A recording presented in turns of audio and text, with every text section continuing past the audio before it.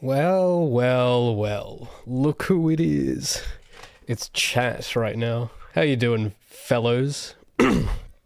Sorry, I haven't had enough coffee yet. My voice hasn't dropped. Hold on. That's much better.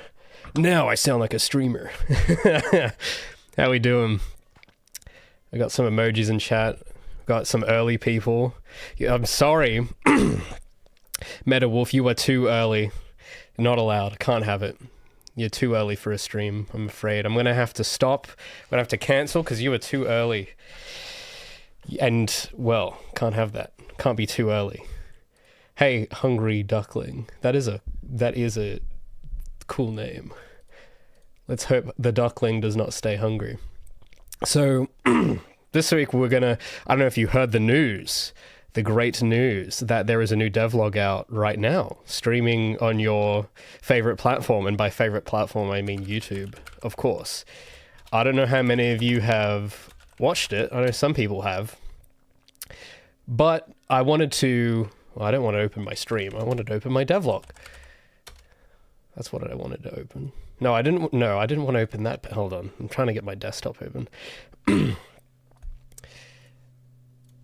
But I released a new video. Oh, no, that's the next one. This isn't the right one. Hold on. I'm trying to open. Hold on. I'm trying to open this one. So this came out. I spent the first half of the week just doing the release of this. And it's a bit of a different type of video. It's probably not the kind of devlog people are used to seeing, but I had all this stuff in my mind for a while. I had to get it out there. I'm glad that some people were sort of following on with what I was saying. I wanted to take a moment on this stream to answer some questions I got about it. There was one in particular I wanted to answer. I tried to answer it in a comment, but it was going to take too long to write up in a comment. So there was one comment I took a screenshot of that I wanted to do sort of a response to that maybe some of you might have been thinking. But it sort of talks about the for those that haven't watched it, I'll give you the rundown. It's basically like an observation I've made where it seems like, I don't know, I just notice in game development circles everyone is kind of very zealous over tools and stuff like that.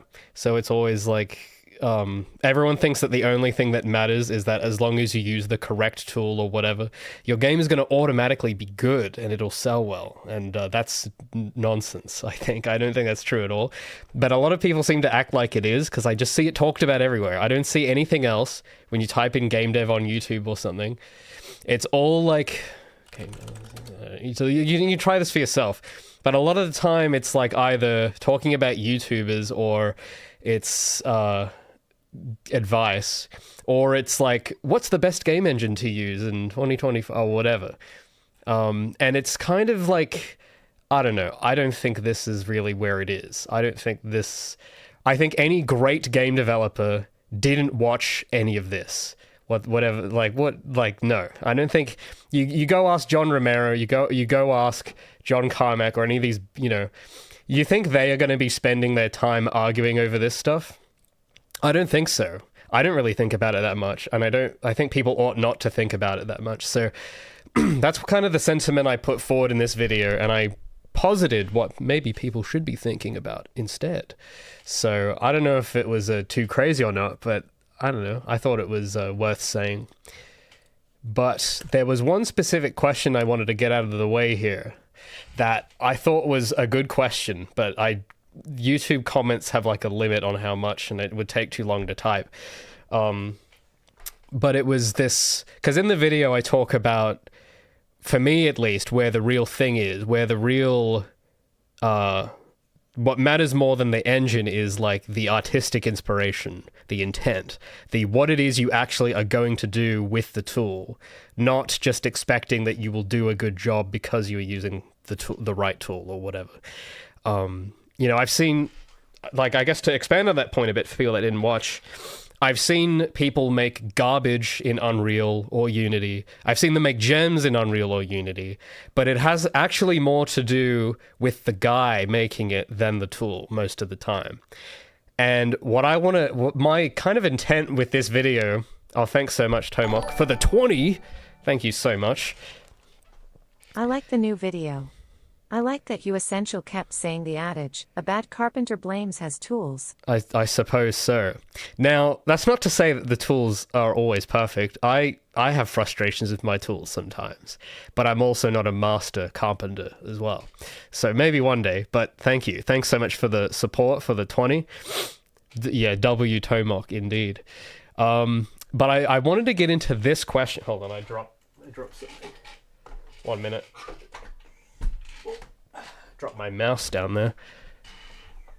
So I wanted to answer this question because, like, the thing I think is more important. Again, it's the artistic inspiration. What is it that you're being possessed to do that makes it so important that you're going to go through the whole shebang of making a game, which is not worth it most of the time. But there is a time where it becomes so worth it that you have to do it because there is something driving you to do it. And what is that? Well, for me, it's, there's a lot about the media that I grew up with and enjoyed that, I want to pass on through my game. We'll get maybe more into that a bit later. But there was this question here about, do I have an example of the kinds of questions one should be asking when examining why they like a certain piece of media? So this is an interesting one because I find a lot of the time I don't really have to ask myself that much.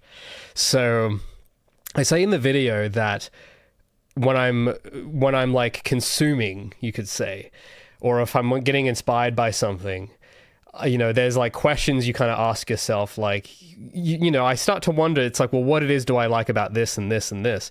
And this is actually part of the other devlog I'm currently working on, which is about Gabby's model. I do go into a bit of that to kind of clarify. It's like, well, why does Raymond want to even make a game with this art style? Like, why is it so important that it has to be this art style and not something way easier? And I have a little bit in this upcoming one. This is about Gabby's model, and I've got a lot of components to this video so far. It's pretty big. But part of the thing I want to get in the intro part is clarifying, why it has to be like this. And, and I've known this because there are those questions I ask myself of like, well, hold on, like, why do I like this? Why am I drawn to this? That's basically the only question I need to ask most of the time. And then the answers just kind of come out somehow. But I think if this question is interesting because I think it almost posits as if there is a right question to ask, which I don't know if it is quite like that. And if I had to think more about it, it's more like you will just over time start noticing things, and then all it really takes is you kind of paying attention and peering under the observations is sort of how it is for me, at least. So it isn't me like trying to ask questions on purpose. It's just curiosity that will just come out, and it'll be like, I've actually noticed that I've always been drawn to this thing. I wonder why. Like, it's just basically asking why. That's basically the only question I need to ask. But you don't really, I think what this tells me is that at least for a lot of the people I know, they don't get to the point where they ask that question. They don't get to, they think there has to be something that they have to force themselves to ask why, which isn't quite how it works.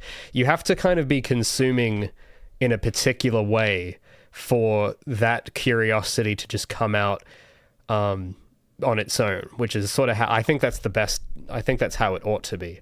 So at least for a lot of the artifacts I showed in this video, because I do show some of my physical, some of my own physical items for my collection here. I'm trying to find the bit where I show it, because there'll be stuff that I watch and stuff, and I won't be there like with a notepad, like, doing an analyst on it like consciously. It kind of just happens subconsciously, right? Is that when you spend enough time around it, and only around that stuff, then you kind of can't help but wonder. Like it just becomes like it just becomes kind of like a thing that you do. I don't know how to explain it beyond that, but it's when you start being around media that you like, or it's I guess to put it into a word, it's about noticing. That's kind of it. You have to be paying attention long enough to start noticing. And the things you'll notice will usually be patterns of some kind. Like you'll notice things in common. And that's when you start noticing that one idea shows up in something else, and then it keeps showing up in like everything you watch, then you will start, you won't even have to think, you'll just know that there's something going on and you will have to find out what it is. The thing is that this is a part I didn't go into in the video, because I think there is a large degree to which that procedure is being obfuscated by the way things are right now. Because if you've probably noticed, I don't know, maybe you haven't noticed. That's the real thing, is that the real battle is you have to be the person that notices, and by default you will not notice it. But one thing I have noticed is that this is not the way people want you to consume stuff. If you go and look at anything that's coming out right now, like I don't know, it's the Epic Games Store or something. Let's have a look. You look at sort of this is just not just video games. This is everything. This is like, you go on any store page anywhere, whether it's Netflix or Xbox Game Pass or Epic Games or whatever, you will notice that just when you start seeing the content that's on the front page, when you start, I don't know, like there's something where the media itself is not designed to be consumed like that, if that makes sense. Like this stuff, freaking Fortnite, okay, this is actually the best example of this sort of deal. See, with the popular stuff like Fortnite, you cannot consume it that way. Like, it just doesn't, like, even if you tried, you could not consume Fortnite like that. You couldn't really, you can't develop that kind of bond with Fortnite, because Fortnite does not stay the same. And this is just, actually, I never thought about it like this till right now, but because I tried getting into this game, I had a few friends that were obsessed with this game, and I could never get into it. And I never understood why I could never get into it. But this stuff, it's because it isn't designed to exist in the long-term continuum of things, if that makes sense. This is literally, like, you can only ever be in the present with this. This is pinning you to the present moment. But to start noticing stuff and to make observations about things, those are not things you notice in the moment. Those are things you notice over time. And because all of this is just like disposable and short term, that is designed to be discarded, there is no thing to notice about these. So you won't, and it kind of gets you into this habit of, it's just constant novelty, right? Which I guess is fine if you're 13, but if you're 20, it's not so good. And I've noticed, even with people older than me, like, like a lot of my friends that were into this, they were like in their early 30s, and I don't think they had ever once actually asked themselves why they liked anything, because this is the kind of stuff they were playing, right? And it's not a judgment thing. I'm just saying that if you do want to start noticing, you got to get off this stuff, okay? You got to get out of these areas. This is literally I think personally it's like some kind of psyop to stop you from noticing things. But the actual IP itself, like Star Wars, not this Fortnite-ified version. Oh, this has sound. I don't want sound. But early Star Wars has this sort of stuff. I think they re-released Revenge of the Sith recently, didn't they? I wasn't able to see it, unfortunately, but I heard that they like re-released this in cinemas, and it did like the best out of any movie recently. Like, it was the best-selling movie out of anything that's going right now, and it was like the second highest grossing re-release of all time. That doesn't happen by accident. That's not a fluke. That is not a meme. That is because this is why I get kind of insulted when people do this sort of thing by commodifying it into a Fortnite bundle. But the actual source material this is based on has stuff that will patina with you over time, which is why people still even care about Anakin Skywalker in 2025. That's why people still care about it. And of course, people are going to, they are going to take advantage of the fact that you still care about it and make this sort of stuff. But it's, but if the source material itself didn't have that, this would just be a Fortnite type skin. Like, Fortnite itself does not have this the social currency of Star Wars. That's why it needs to rely on this. It needs to rely on like tie-ins from brands, and that's kind of what it's designed for, which is whatever. That's fine. But it's what I'm trying to say is that in 20 years, something like Fortnite is not going to be remembered for what it is. It's going to always be a constantly topical, ever-changing thing, and by that very virtue, it cannot develop a patina with you over time because it isn't staying the same. That's like when I tried playing this, it was like season 0, like before they even started changing stuff all the time.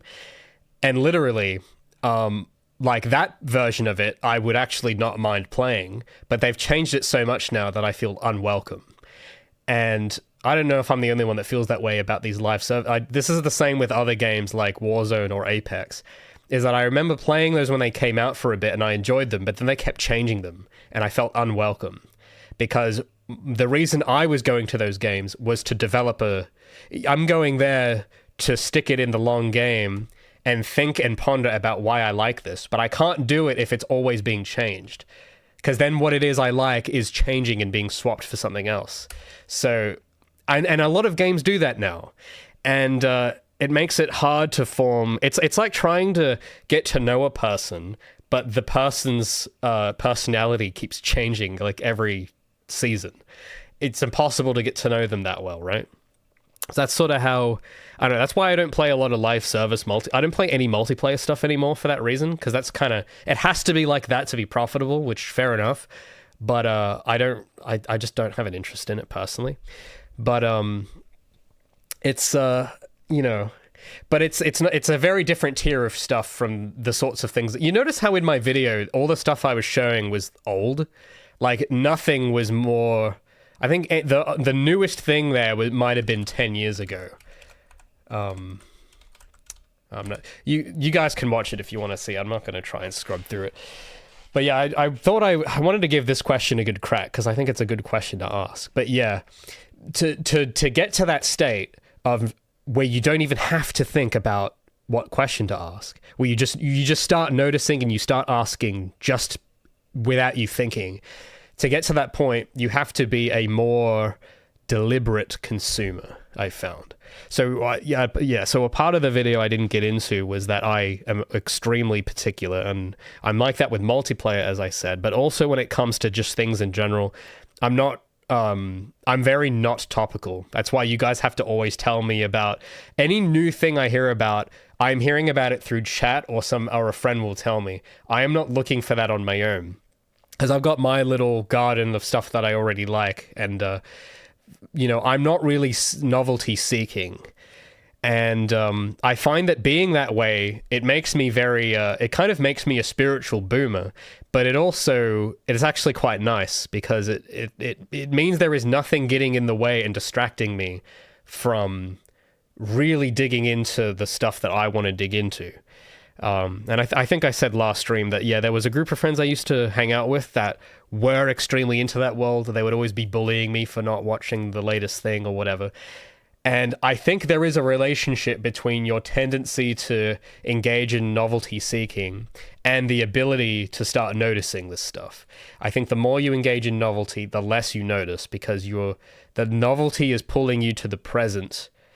Whereas this sort of stuff, these observations require a time span. It's not something you can notice immediately. I didn't start noticing it, and like for a lot of the at least for a lot of the media that I liked, I knew instantly that I liked it, but I didn't know why. But I started knowing why after about 15 years.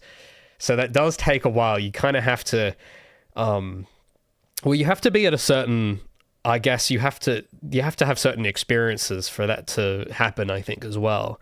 I think, and also I think it's hard to do if you're like, I think especially if you're still kind of a teenager, I think it's hard to do. You kind of have to go through a phase of being charmed by it as a kid, losing interest in it, and then getting it back type thing.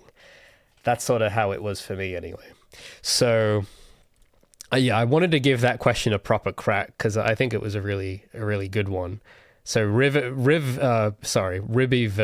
if you end up watching this back, I hope that was a sufficient enough answer. But yeah, I'll see what you guys in live chat have to say. about that. Because I don't know if there's any questions here. But yeah, I thought this was a really good one. All boomer and all great, says K1. Yeah, man. Look, because people make fun of boomers, okay? But I think the spirit of the boomer is actually not so bad. I've been going like more and more boomer lately. Like extreme sort of boomer, and I've actually been enjoying it. I might even start using boomer slang next, who knows, if that's even a thing.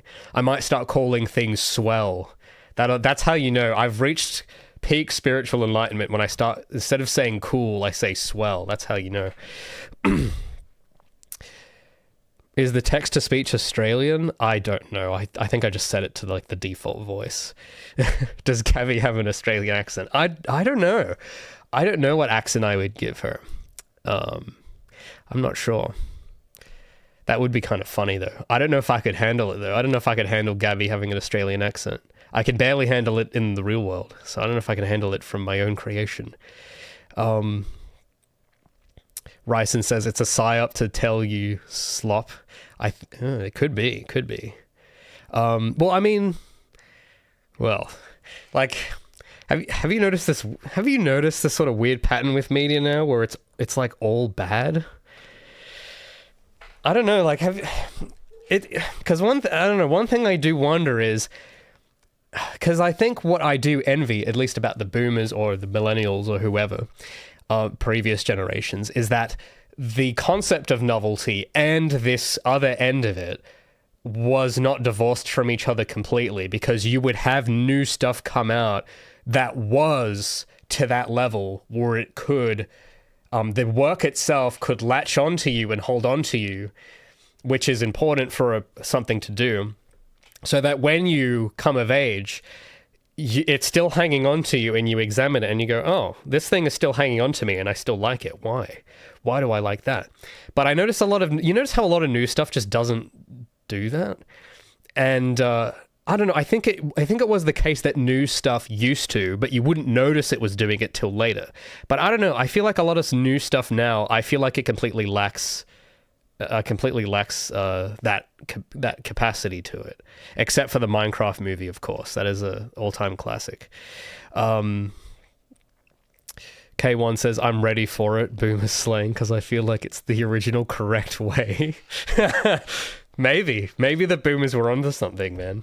Because a lot of people hate boomers, but the boomers I know are pretty good. Okay, they're pretty decent people. My dad's a boomer, and he's probably one of the few people I like being around. So maybe that's why I'm such a boomer. I'm hanging out with my dad too much. But the boomers, they were onto something. I think that there's a reason why they're always cranky. And I don't think it's because they want to be. Radley says, like 90s Disney. Yeah, man. Because I was a bit too young to experience new 90s Disney, but I'm sure it would have been incredible. Because like I've been watching a lot of 90s Disney lately, and the cool thing is that so the whole idea of something being new, I don't even really care about. Because if I haven't seen something before, to me, it's brand new. Like, it might have been a year ago, I watched Treasure Planet for the first time, and I used a lot of clips of that movie in my video, and maybe we'll get into that. But Treasure Planet came out in like 2002, and it's old, but because I had only watched it the first time last year, to me it was a new movie. And it was great. It was awesome. Oh my goodness. Thanks so much, Snubbill, for gifting. Excuse me. Wow, see, I was so excited for that. Thanks so much, Snubbill, for gifting to Frosty. Thanks so much, dude. Appreciate it. Lucas says, man, I wish I could have watched The House of Mouse. Yeah, me too. Well, yeah, because like, even I've noticed this with advertising, with TV networks as well. You start noticing how like in the 90s and stuff, and this is not a nostalgia thing, because that's the thing, is that I know that this is correct because people will instantly try to subvert you if you bring this up. If you bring this up, they instantly dismiss it, and they go, no, you don't, those feelings are not allowed. That's just nostalgia. You're crazy. And that's how I know I'm right, because I've noticed that things that are typically the right thing, usually by most people, are rejected, But I think there is nostalgia, yes, but nostalgia serves a purpose. I don't think nostalgia... There's a wrong way to treat nostalgia, of course, but if you treat nostalgia the right way, it's actually, I think, it's like an indicator. It's like something in the Unreal warning log, if you want to put it like that. And I don't think it ought to be ignored. And I think it's the mistake is thinking it is only nostalgia. But you start going into that more, and you look at like even old advertising, old Disney stuff, or whatever. You look at old Disney Channel. There is an element to it in the craft of the work itself, or what have you. Like you can feel a lot more soul in it.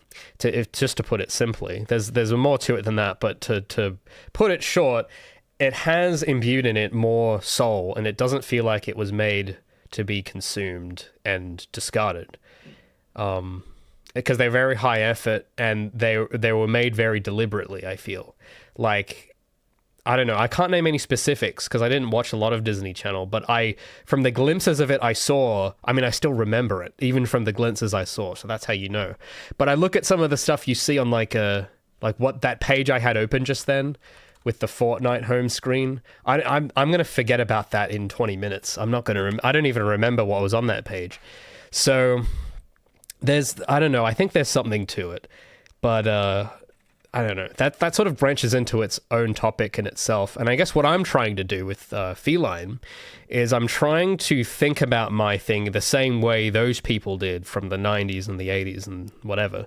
I've been spending a lot of time studying not the work, but the people. So studying like the developers that were at Bethesda Game Studios in 2006, studying, the animators that worked at Disney in the 90s, and just, looking at them as people, trying to understand how they treated their work, what they were thinking about, and if available, trying to get a glance on what their lifestyle would have been like, because I think that plays a huge role as well, is the lifestyle of the people making the stuff. Because one thing you will also notice is that a lot of the people that made Tarzan or Treasure Planet, or we'll use some Eastern examples, Akira, Astro Boy, just to balance it out a bit, from any culture, whatever point in time, all of the great stuff, you notice that the people making those things were not on Instagram Reels. They were not on the internet that much. They were not on Discord all day. They had very different lifestyles to, I think, a lot of people wanting to get into games now. I don't know, maybe I can do it. Maybe this might be its own video. Because one thing I have noticed as well is that in my episode, I talk about how people argue over the tool so much. And I think people didn't do that as much in the 90s because there wasn't a place to argue. Because nobody was on... There was like the only people talking online were like those niche nerd people that knew how to use IRC. But most people that weren't that maybe only knew how to draw and they would read a newspaper instead. Those people are not going to be arguing. They're not going to be going on forums arguing with people. And they would have spent that time instead just sketching stuff.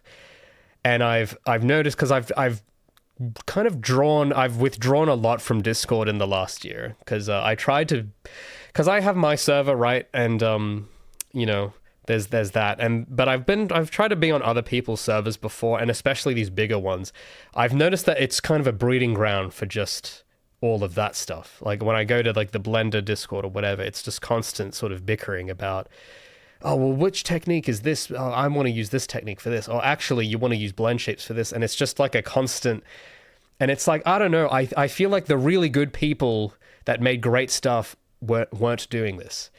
And maybe... I know that it might seem like, oh, well, it's so advanced. Our technology's so great now. We can do that stuff now. But do we need to? Just because we can, does that mean we should? And maybe we didn't have to this whole time, if you look at sort of what came before. So I don't know. It's just maybe that could be its own topic. That's a bit tangential from what the point of my video was. But speaking of which, I don't know if there's any other questions about it, but I can show you a bit of what I've been working on a bit this week. I've been resuming work on the next devlog, which it's been a treat.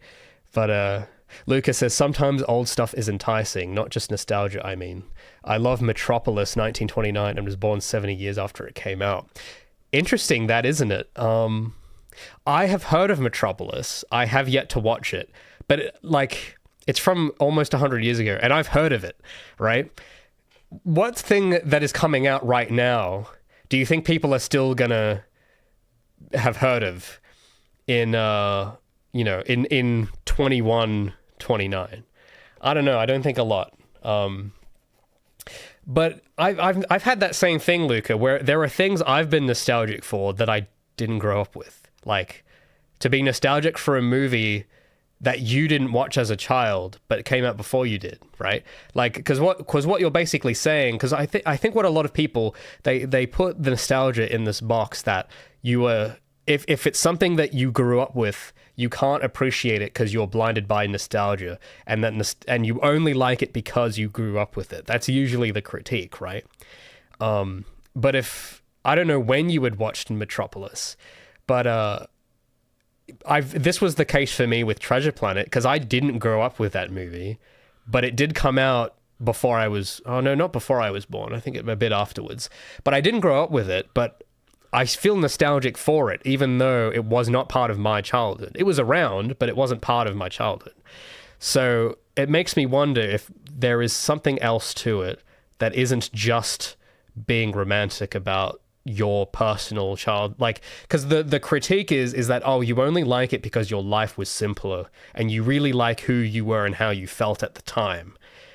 And I think that is true some of the time if it's something about like your own memory of your own experiences, like if you romanticize being in high school or something. I think it can be the case in something like that, where at the time you hated it, but then you look back on it favorably.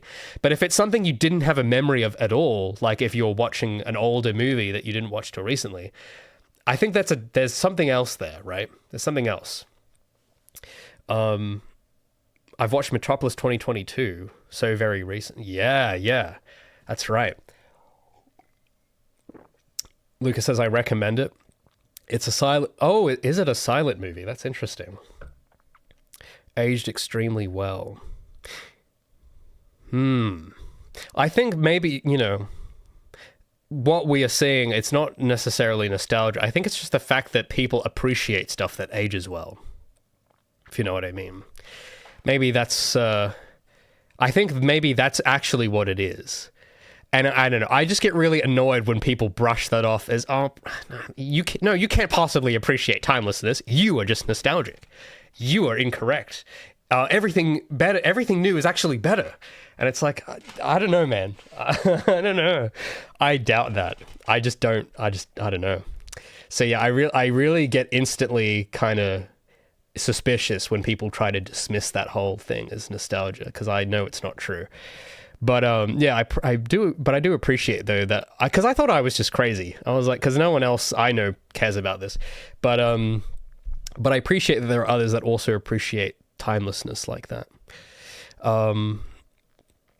Radley says, if you want to know if it's just nostalgia or not, just revisit it. The best stuff holds up. Yeah. Well, because I did try to do that with something I did grow up with, and it didn't hold up. I don't know what, it was some anime that I had watched growing up. Oh, I don't know what it was. It was like, it might have been like the Sonic anime or something. I tried, this was maybe 5 or 6 years ago. I tried to rewatch it and I just got bored. And it was nostalgic for like a few minutes, but then I just got bored. Maybe that's the indicator, is that if it's something you're nostalgic for, that nostalgia will wear off pretty fast. But if it doesn't wear off, then it's, that it's something else. It's something actually important. And yeah, I'm just, I don't know. I'm passionate about that because my whole life people have been trying to gaslight me into not noticing that, and it just annoys me so much. But yeah. K1 says Sonic X isn't it. Yeah, I tried, because I'm like, oh, well, when I was 10, I liked this. Why don't I like this anymore? And yeah, I don't know. There are bits of it that are kind of charming, but it isn't, it's not probably Metropolis level. I don't think. I don't think it's at that level. But yeah. But yeah, so this let's see, where do I want to go next? I'm just going to check on the time. But real quick, I'll show you. You're probably wondering what's on my screen. So this is the next devlog it's been in the works for a while, just because it's a very complicated episode. But this is the one about Gabby's model. And this is the one I was going to try to release this one, but then I made the one I did this week because I just needed to get that out. And this has been taking a hot minute, and that's because making this model was quite complicated. And part of the thing is, because I know when people look at this, they're probably going to be completely shocked by the amount of work it was. And the reason I do that at all is partly because I'm trying to achieve a similar thing. One of my goals is that I hope, and I don't know if this will actually happen, but I really want to try for it because I can't think of anything better to do. The reason why I obsessed so much over this model to look perfect was because I want, for some people in the future to feel that way about my thing, the way I did about, the way that you might have felt about Metropolis, or the way I might feel about, like Dark Materials or Treasure Planet or something, because it feels right. And I know this probably sounds crazy. This is not what most people tell me I should want. There was a period where I was doing this is maybe 7 or 8 years ago. I was like going to a lot of these game dev networking events, and everyone I remember meeting, when I would tell them I wanted to do this, they thought I was nuts. And they went, "No, what? You want to do that? But you won't make money," or something like that. And I don't know. It's been a journey through Project Feline to try and hold on to this attitude of like trying to make something that doesn't just get forgotten about, right? So with Gabby's model, for instance, I'm imbuing some of that attitude into it. The thing is that the cost of that is you got to spend time on it. You can't rush through it. So there's a funny bit in this video, actually. So this is in the first act. This is in the first 5 minutes of the video, where I try to do the shortcut way of trying to do it conveniently. So I don't know if you can see the viewport here, but I had Gabby's first model, or this is actually her second model technically. And it was, I did my best, but I wasn't a master craftsman by far. And it didn't really do that well. And then I thought, well, I want to redo this to do it better, and I want to do this quickly. I know, I'll use Vroid. And then I tried making Gabby's model in Vroid, and it looked, I'll make this bigger for you guys to see. And I tried doing this in Vroid, and it was just so ugly. It looked terrible. And I was doing a little comparison between the Vroid character, which is made like very quickly, versus a hand-drawn character, which just looks more appealing by all accounts. So I guess what's funny is this might seem a bit tangential to what we were talking about, but part of the reason this episode has been hard to work on is that I'm trying to not just make it a Blender video, because everyone makes Blender videos. It's not that interesting. I don't watch Blender videos. If I want to learn about Blender, I'll just open Blender myself and just do stuff. I don't care about watching other people do Blender stuff. But what I do find interesting is what people achieve and the way they do it. And that's why I found stuff like this interesting. So I'm trying to imbue and sprinkle some of that in this video so that it isn't just technical jargon of, we got to then do the surface normals, and we got to get the edge loops, and we got to get the edge flow, and we got to get the 50% rigging. Like, I don't want to just make it a fully loaded technical warfare, right? Because it's a lot more than that, to me at least. And I'm trying to kind of help people see the stuff I see, because for me it goes way deeper than modeling. But you see the difference in attitude between this. You've got the Vroid, the apathetic Vroid, trying to just get to the result quickly, but skipping over things, versus the Chad hand-drawn, meticulously obsessing over detail. And yes, the Vroid one is higher fidelity and more detailed, but it looks worse. It looks less charming. It looks less timeless. And I don't have the words now to explain why, but if you really dig into it, if you look at how each of these was made, you would notice why that is. So, and I tried it with Gabby, and it didn't look like her. Like, this was my attempt, right? And it looks kind of close from this angle, right? But if you were to chuck this in game, it wouldn't, you wouldn't have the wow reaction, which is the reaction I want. When you look at, like, when I was looking at this, I kind of thought, you know the meme with like The Rock shaking his head like that, where he's like folding his arms, and he's like that. It isn't wow, but it's like slightly interested. But it isn't like, I'm trying to think of it isn't like I don't know. It isn't the reaction I want.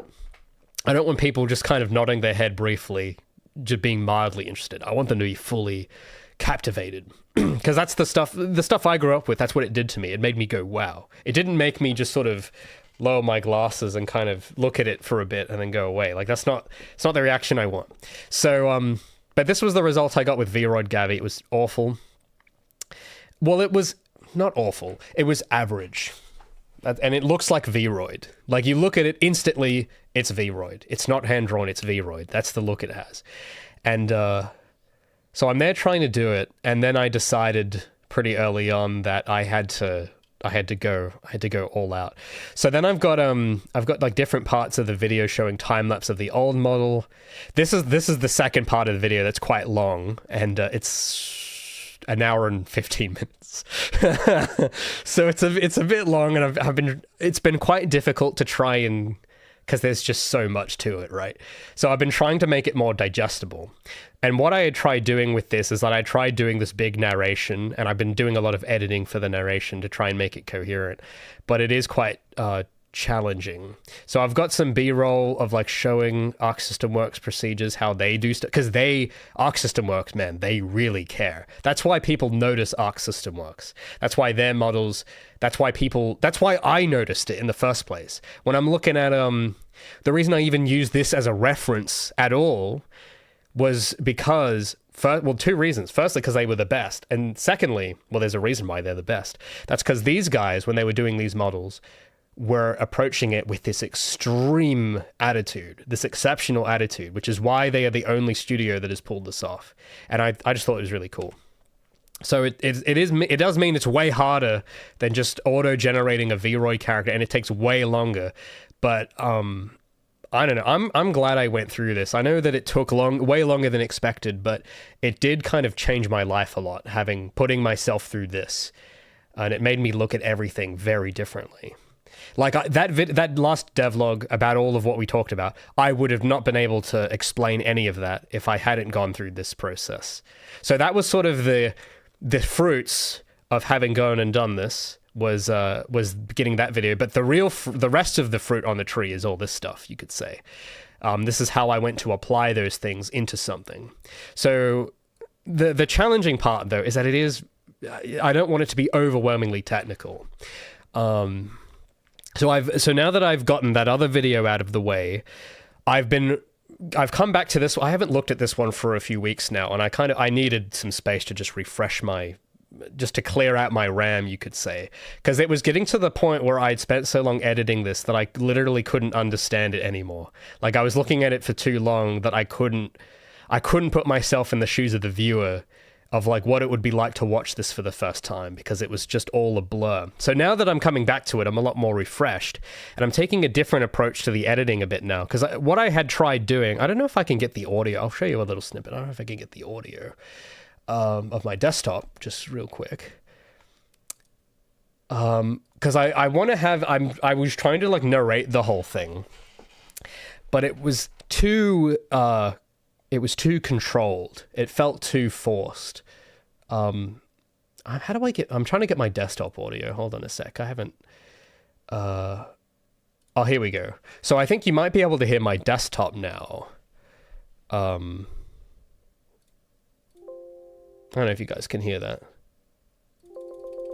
You guys let me know in chat if you can hear that noise. If you don't hear anything, please tell me, because I'm going to show you a little sneak peek of this episode, and it's going to be real awkward if you can't hear it.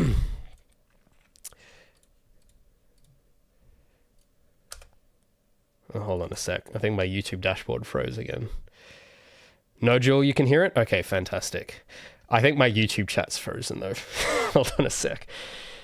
Okay. I got you guys back now. All right, so I'll take you to this little part. I'll show you a little bit.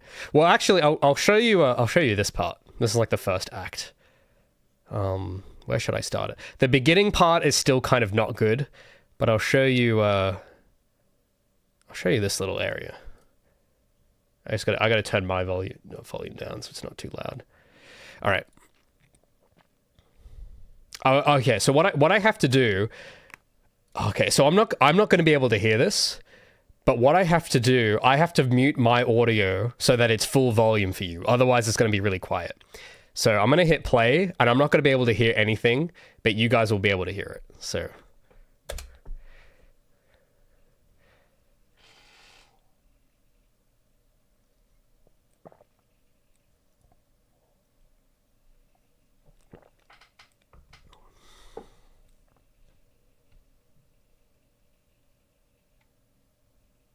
You can't hear it? Okay, hold on. That's a problem. Hold on. Oh, sorry, my bad. I had it... Okay, let's try that one more time. I had it muted. All right. You ready?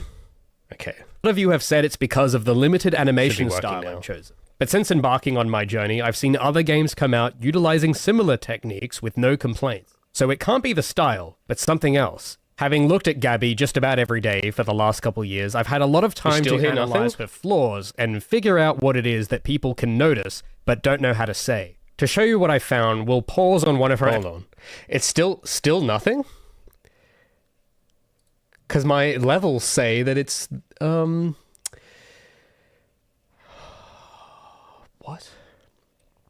Are you guys trolling me? Animation... See... Okay, maybe I... Excuse me. Maybe I do have to have the sound on.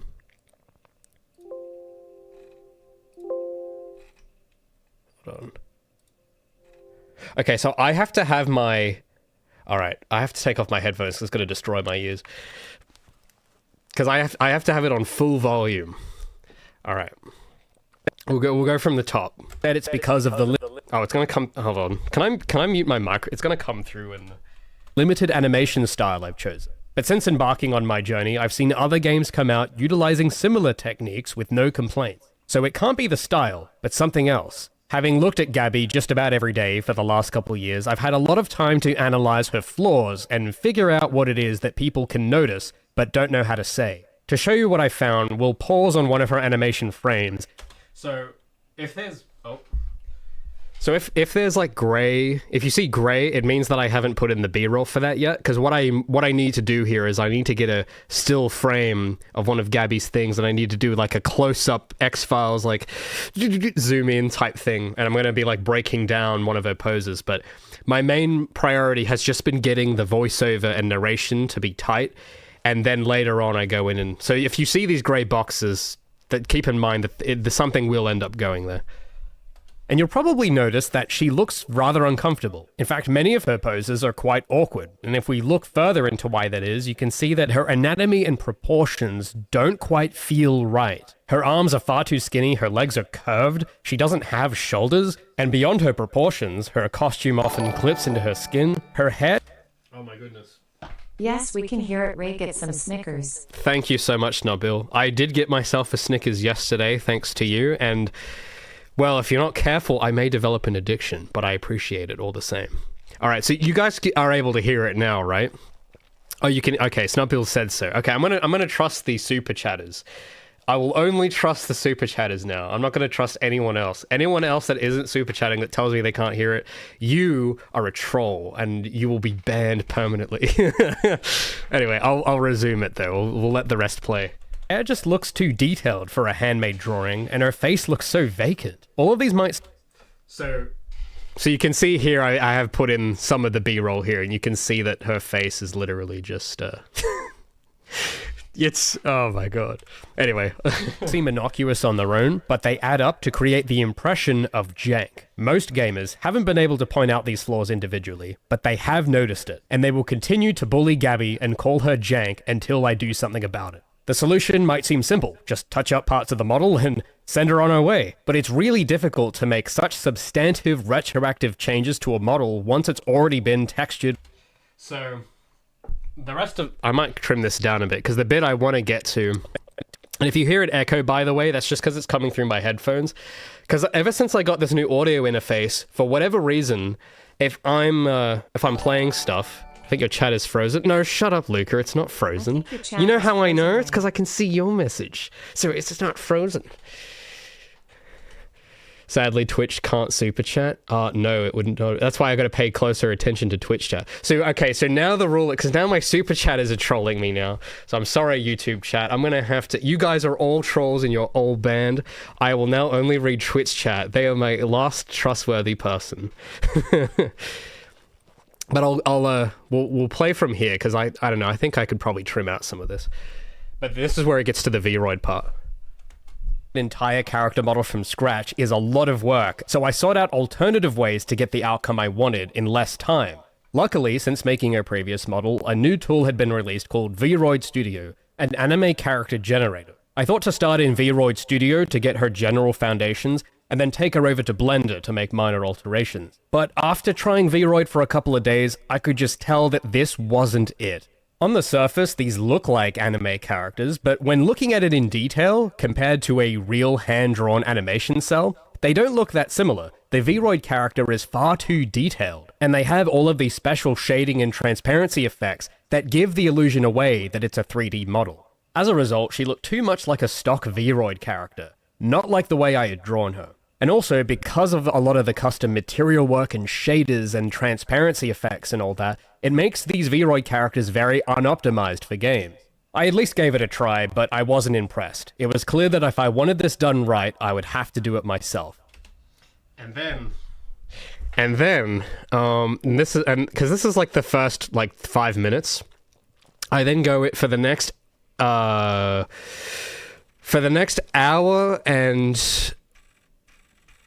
Hold on. There's then the rest of the video for the next, hold on.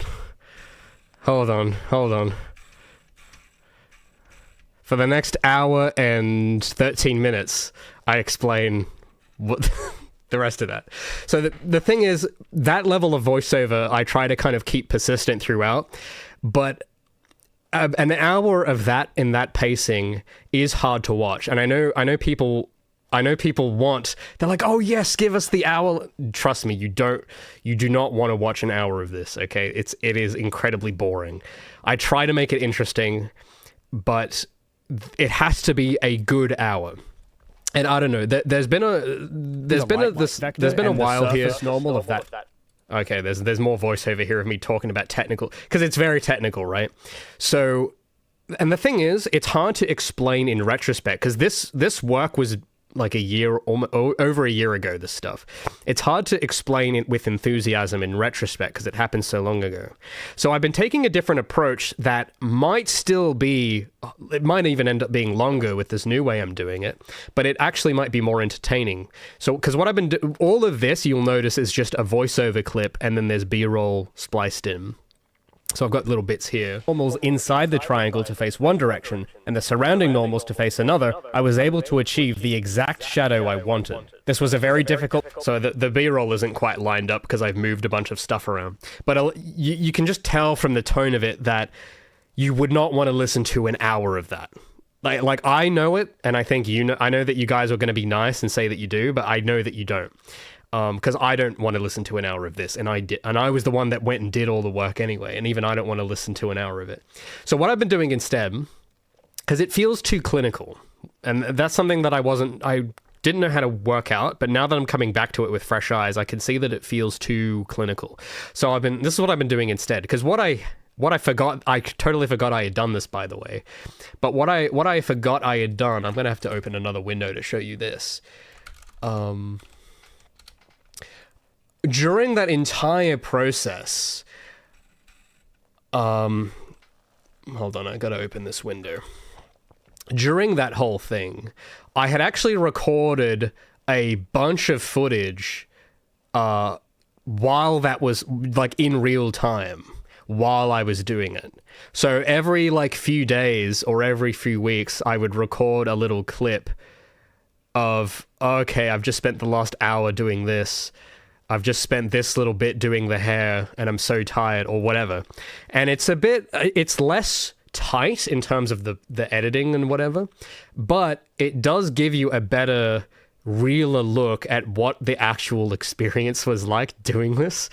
So that you can see all of this footage, and this is stuff that none of you have seen yet.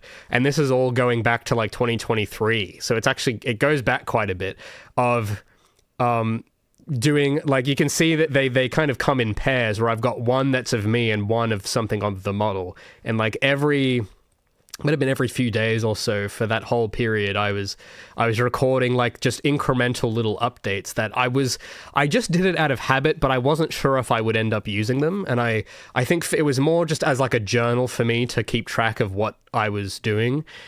But weirdly enough, because I just remembered I had done all this, and I think this actually might make for a better use of that hour, because I don't think I can get to the point where I could condense it into something short, just because the actual task is just so complicated that you can't condense it without losing its essence.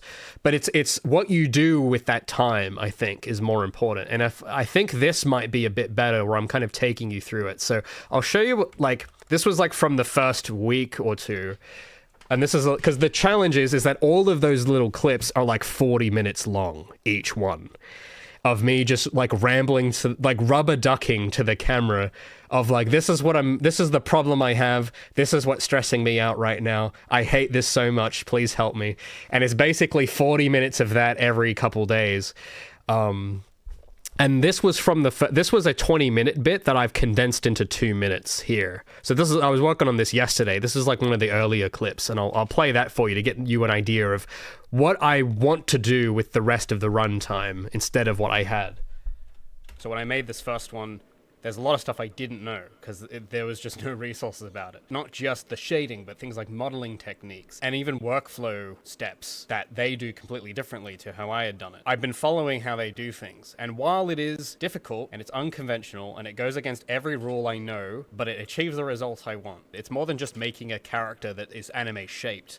Because that's what a lot of people, I think, will think, is that, oh, it's got to have the big eyes and the small mouth and the hair and whatever, but there's more to it than that. Now, I was going to make a new model sheet and draw out the proportions and all, and I made a start on that, but then I started actually modeling the base mesh. So I was going back and forth between sketching the T-part. So I might have to trim it out a bit, but you kind of get the idea. It goes a bit more into the day-to-day of, like, the sorts of problems. So I'm comparing the hair, I'm comparing this. So, because this, I think I might even be able to get this down to a minute if I really tried to. But I found it kind of more interesting than trying to do a very clinical explanation of it. Because, I don't know, there's an experience to the whole process that went far beyond just the technical Blender work that I'm trying to get across. Like, it's in a way, I don't know, I guess it was kind of it was me developing the attitude that I wanted to put into the game, which is sort of way deeper than just modeling stuff.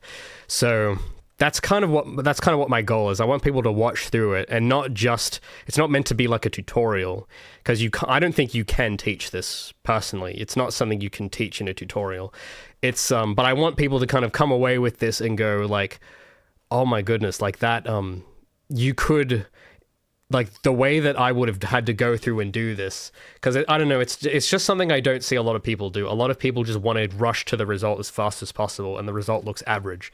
But I tried to do like my best effort with this, and I want that to be more the focus of how it's made in terms of like the way, what I was thinking about, what I was paying attention to, rather than, oh, check out this cool trick in Blender that just does it for you, which is like what I notice most videos do, which is not, I don't think, is the right attitude to take.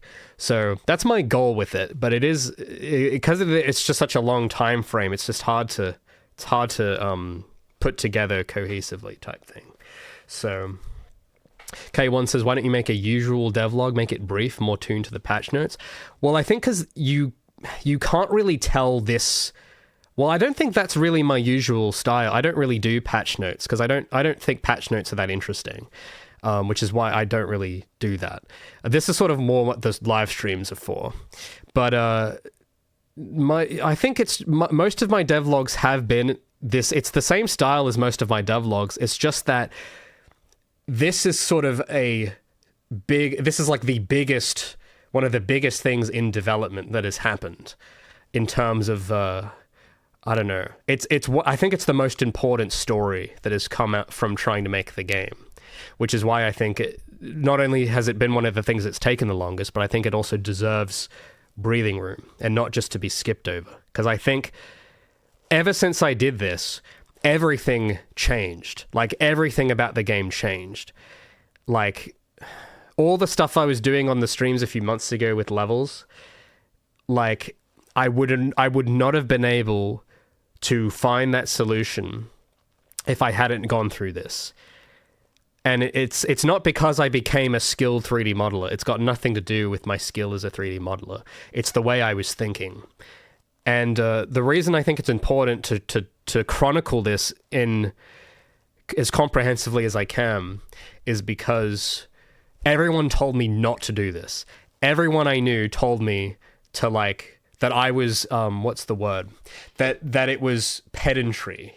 That it's like, no, you shouldn't want to do your best because there is no immediate reward. Therefore, it is the wrong thing to do because there is no immediate reward. Everyone in my life was telling me this was stupid. But you know what happened? When I finished this, you notice how everyone's impression of the game completely changed. You notice how when you look at, I was looking at some of the comments in my last video, and everyone now always is amazed by the animations, which didn't used to happen. It used to kind of be, most people, it was very mixed, where it was like, oh, this is kind of weird. But now it's very different. Everyone is amazed. It's like the vibe of the public impression and the vibe of the game has changed. All because of one model, which is what I knew would happen. But everyone else was like, no, that's impossible. You can't do that. But I proved that actually that is the right thing. It will completely change how people view it. It changes the whole experience of playing the game even. So even with the level stuff, whatever, even if you do that all separately, playing those levels with the new model is a different experience than playing it with the old one. And it's not because it's not because I got better at Blender. That's the important thing, because a lot of the video is in Blender and it's about Blender, but it really isn't about Blender. It's about the attitude I developed making the model. It's how I kind of went against the immediate incentives to try to adopt this extremely kind of, what would you call it? I'm trying to think of the right word. I don't know. I basically tried to behave like an Arc System Works artist, not by skill, not by being a good Blender modeler, but by thinking the way they do. And it didn't just change, it changed me a lot, but it also changed how all of you see the game, which I think is powerful. I don't think people realize how important that is. And I don't know how to put into words why it's important, but I just know that is such a, in terms of getting a game noticed by people, a lot of people think that the solution is if you just email 100 influencers, you will sell units or whatever. A lot of people think that that's the solution. But I can tell you right now, if I'd done the Chris Zukowski howtomarketagame.com pipeline with this model, that would not have worked. But if I do it now, the outcome would be different. And even if you want to look at it purely financially, which a lot of people do, they only want to look at it as if it's a product. And even if you do look at it that way, there is value there too. But there's also artistic value. And I think when you have artistic value and there is an actual case to be made that it will sell more or whatever, I think that's when you've got something special. When it meets those two worlds, well, not only can you make the case that it would sell better, but it also it enriches the spirit of the thing artistically. So I don't know, because it's a hard thing to explain, and it's something that is going on beneath. It's beneath the fact that it's not just about modeling. Like, there's a whole, that's the reason it's been kind of taking me a while to figure out how to say, is that I don't know, because I just know a lot of artists that don't look at it like that, and they only see it as it's just modeling, and but it isn't though. There's so much to it. And if I had treated this like just modeling, the outcome would have been worse. It would have been this Vroid. It would have been this stuff, which is, and the interesting thing is that most people don't realize why this is average, this sort of stuff. And that's kind of what I'm trying to as well accomplish, is that by the time you've watched this, I would like people to look at this the way I look at it, which is that you start to be not impressed by this anymore, because it really isn't that, this is not timeless. But if you don't know how to look for it, you will get fooled and you will think this is awesome. But when I look at this, I just think VR chat, and it's not impressive. And that's not the impression I wanted to leave on people with Gabby. So, while it might not be everyone's style, and not everyone loves the style, of course, and that's fine, but the people that do like it, I want them to look at it and go and be impressed, right? And that's an important thing to achieve. I don't know. And for whatever reason, I just notice a lot of people don't care, and it annoys me. And I want people, I want it so that when people watch this, they start caring, because I think that'd be cool. As Strawberry Coffee said, yes, it is all about the attitude. That's right. That is precisely it. So in my last video, I try to explain what attitude means to me and what attitudes I like. But this is where, because it's one thing to be able to explain it. It's another thing to put it in practice. And this is what this is about, which is probably why it's going to be very long. Because putting it into practice successfully is a lot harder than just knowing it. This is where you put it to the test. And this was a test, let me tell you. This was an insane test. But I'm glad I did it. And I guess my intention is I want to take people along for the ride and put them through, not to put them through the test, but to show them what being put through this test is like. And it goes beyond modeling. Because if you want to watch videos about Blender modeling, you don't like that. Those videos exist. You don't need this video for that. You can already go and watch people do that. But I haven't seen. What I haven't seen is this exact journey, and that's because this was my story. No one else can do this because this was my journey. Whatever my particular challenges and the particular insights I took away are unique to me, and that's what I want it to be about. Because I think it makes it like, that's why I have to make the video. That's why it has to. I think that's when you're in a good place, when if it's a video that's about your experiences, only you can make it, and it can't be substituted by something else. And that's what I try to make that's kind of what the whole devlog is about.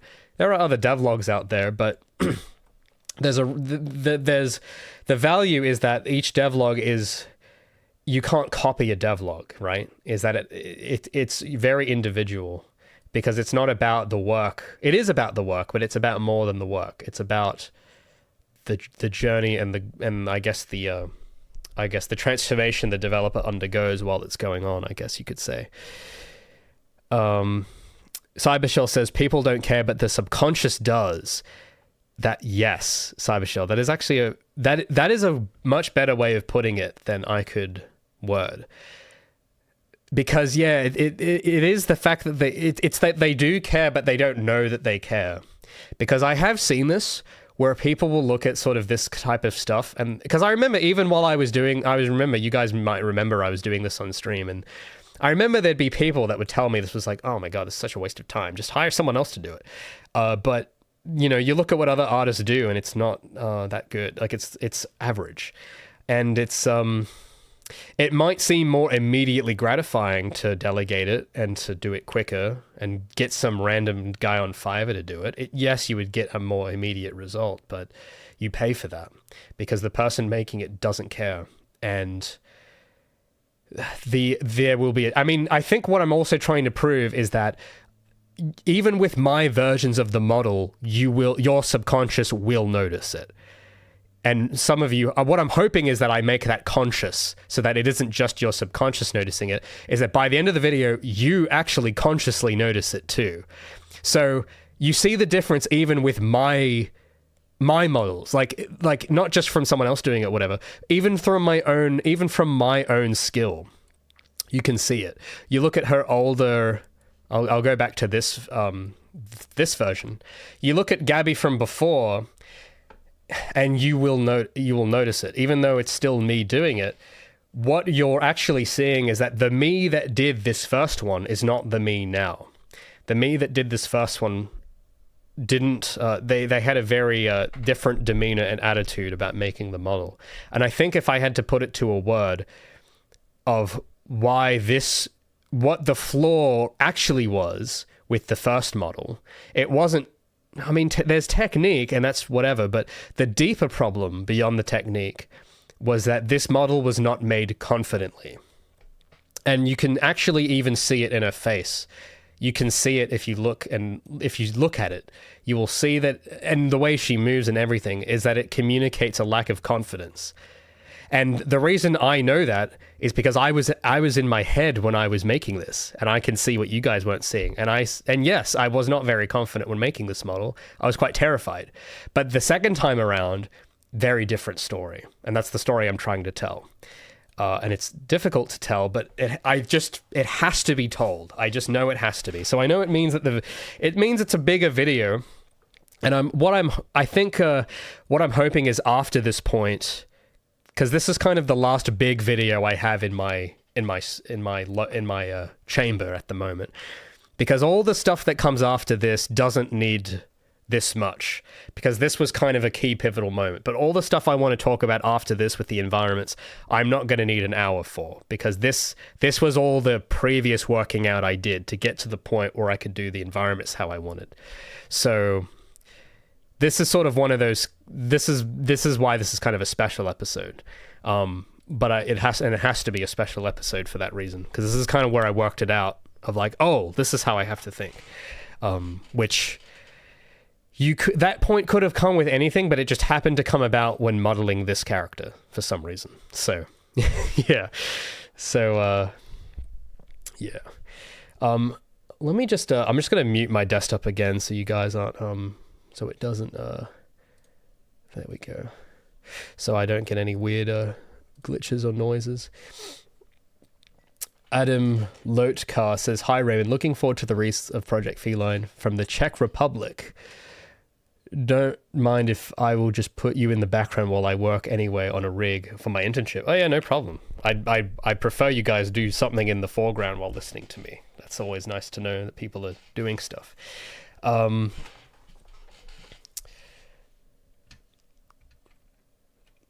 But yeah, Mongo says, "We care, Raymond." Oh, thanks, Mongo. Well, my goal is to make everyone care. But not because I need them to, but because they ought to. Because it actually, I don't know, I've noticed that when you care more about things, the actual game itself becomes higher quality. Like, I don't know if that makes sense, but you know when you play, I don't know maybe if you guys have had this, but when you buy or play a game or a movie or something, and there is something about it that kind of entices you, and it makes you obsess over it, and you can't help it, but you just really care about it for some reason.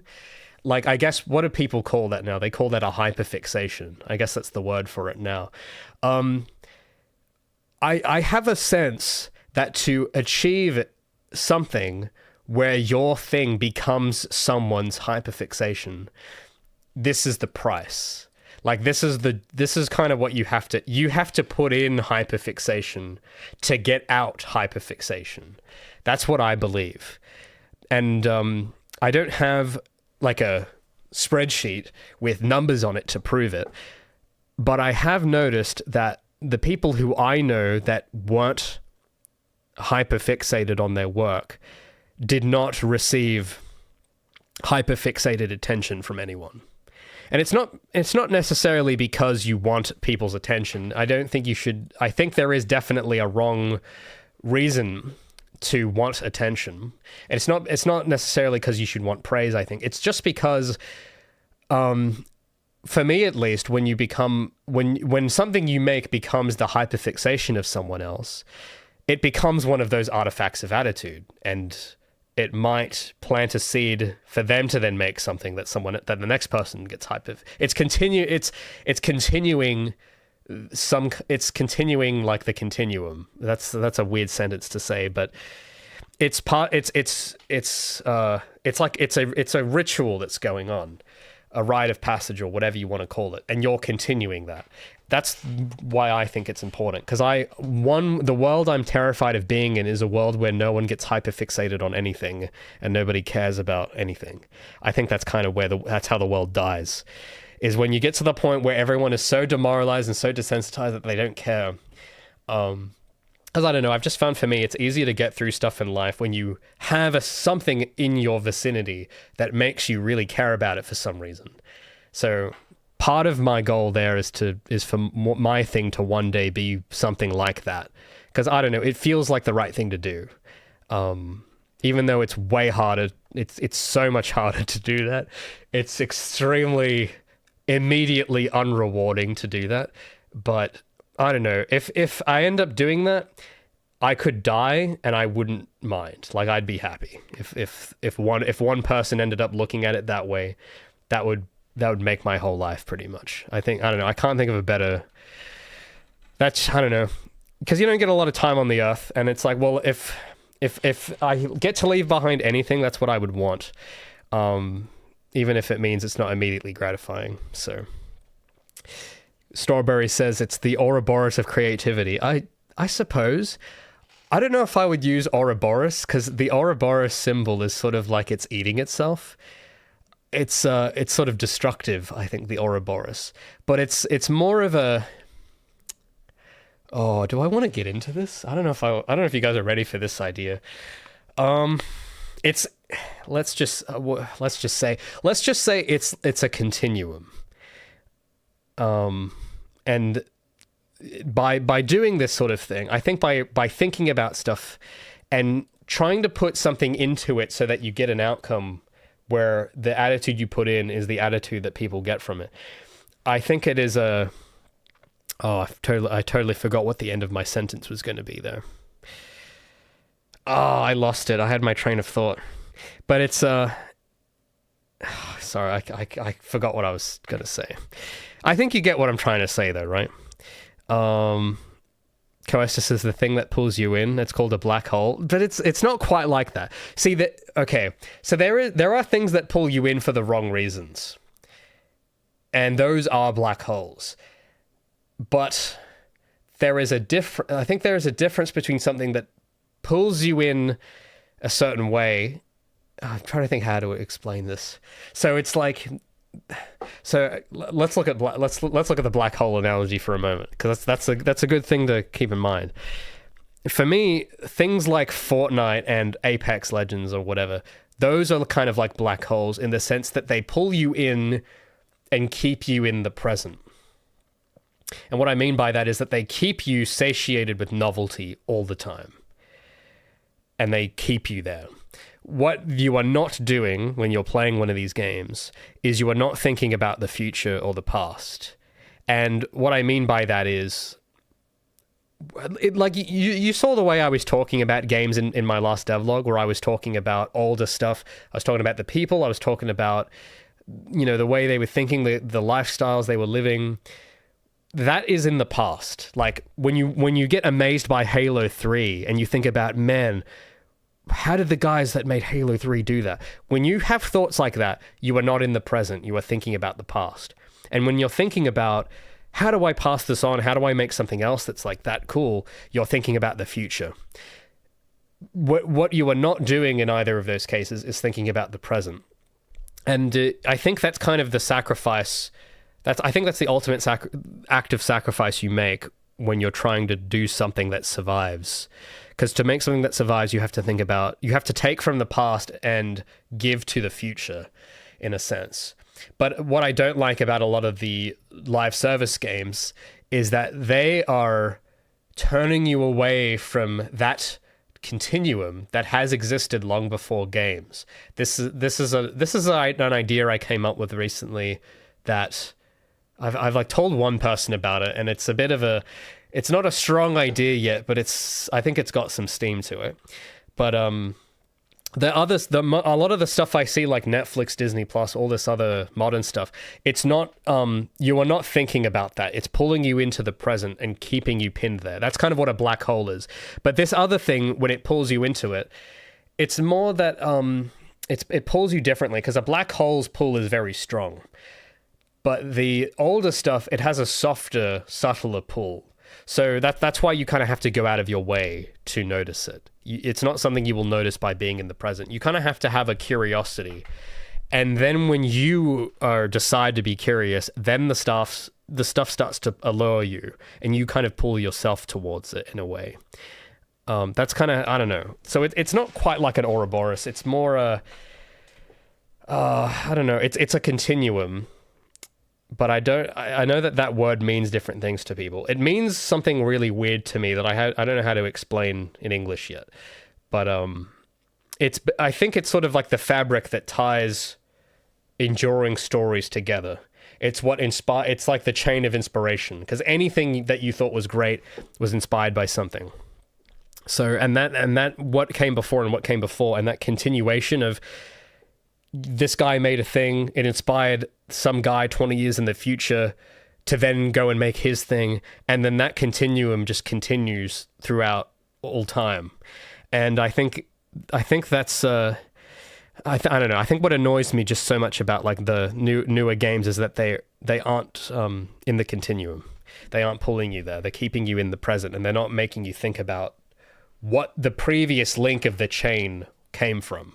Which is, that's kind of what I guess you could maybe see some of that in my last video, is that I'm looking at the chains, the previous links in the chain is kind of what most of the B-roll is of. So, Mongo says, can you explain it in a language other than, well, no, I can't explain it in a language other than English either. Because, yeah, I'm monolingual, right? But because I don't think in English all the time. I don't know if, I don't know, don't laugh at me, okay? This is probably going to sound kind of nuts, but I don't always think in English. Like, I don't know, like I don't know how, because you can't explain it. I can't explain it with words, but you know how you just have thoughts? I guess sometimes they're like pictures or sequences or whatever. Like I have a picture, I have like a cut scene in my head of this idea, but I can't explain it in words. You know what I mean? I don't know. This probably doesn't make any sense. Usually after a few years when I have an idea like that, I then figure out how to explain it in English, but it's, I don't know. JM says some people think visually. I guess maybe that's what it is. Maybe that's why I'm a blueprints person, because I think visually. Explain it in Python. The anchor of inspiration? I guess so. Hold on. There is a picture that is the closest to what I can. I know this went very off topic, but you know it's good discussion. That's why we do these streams. The show Avatar is kind of about this idea.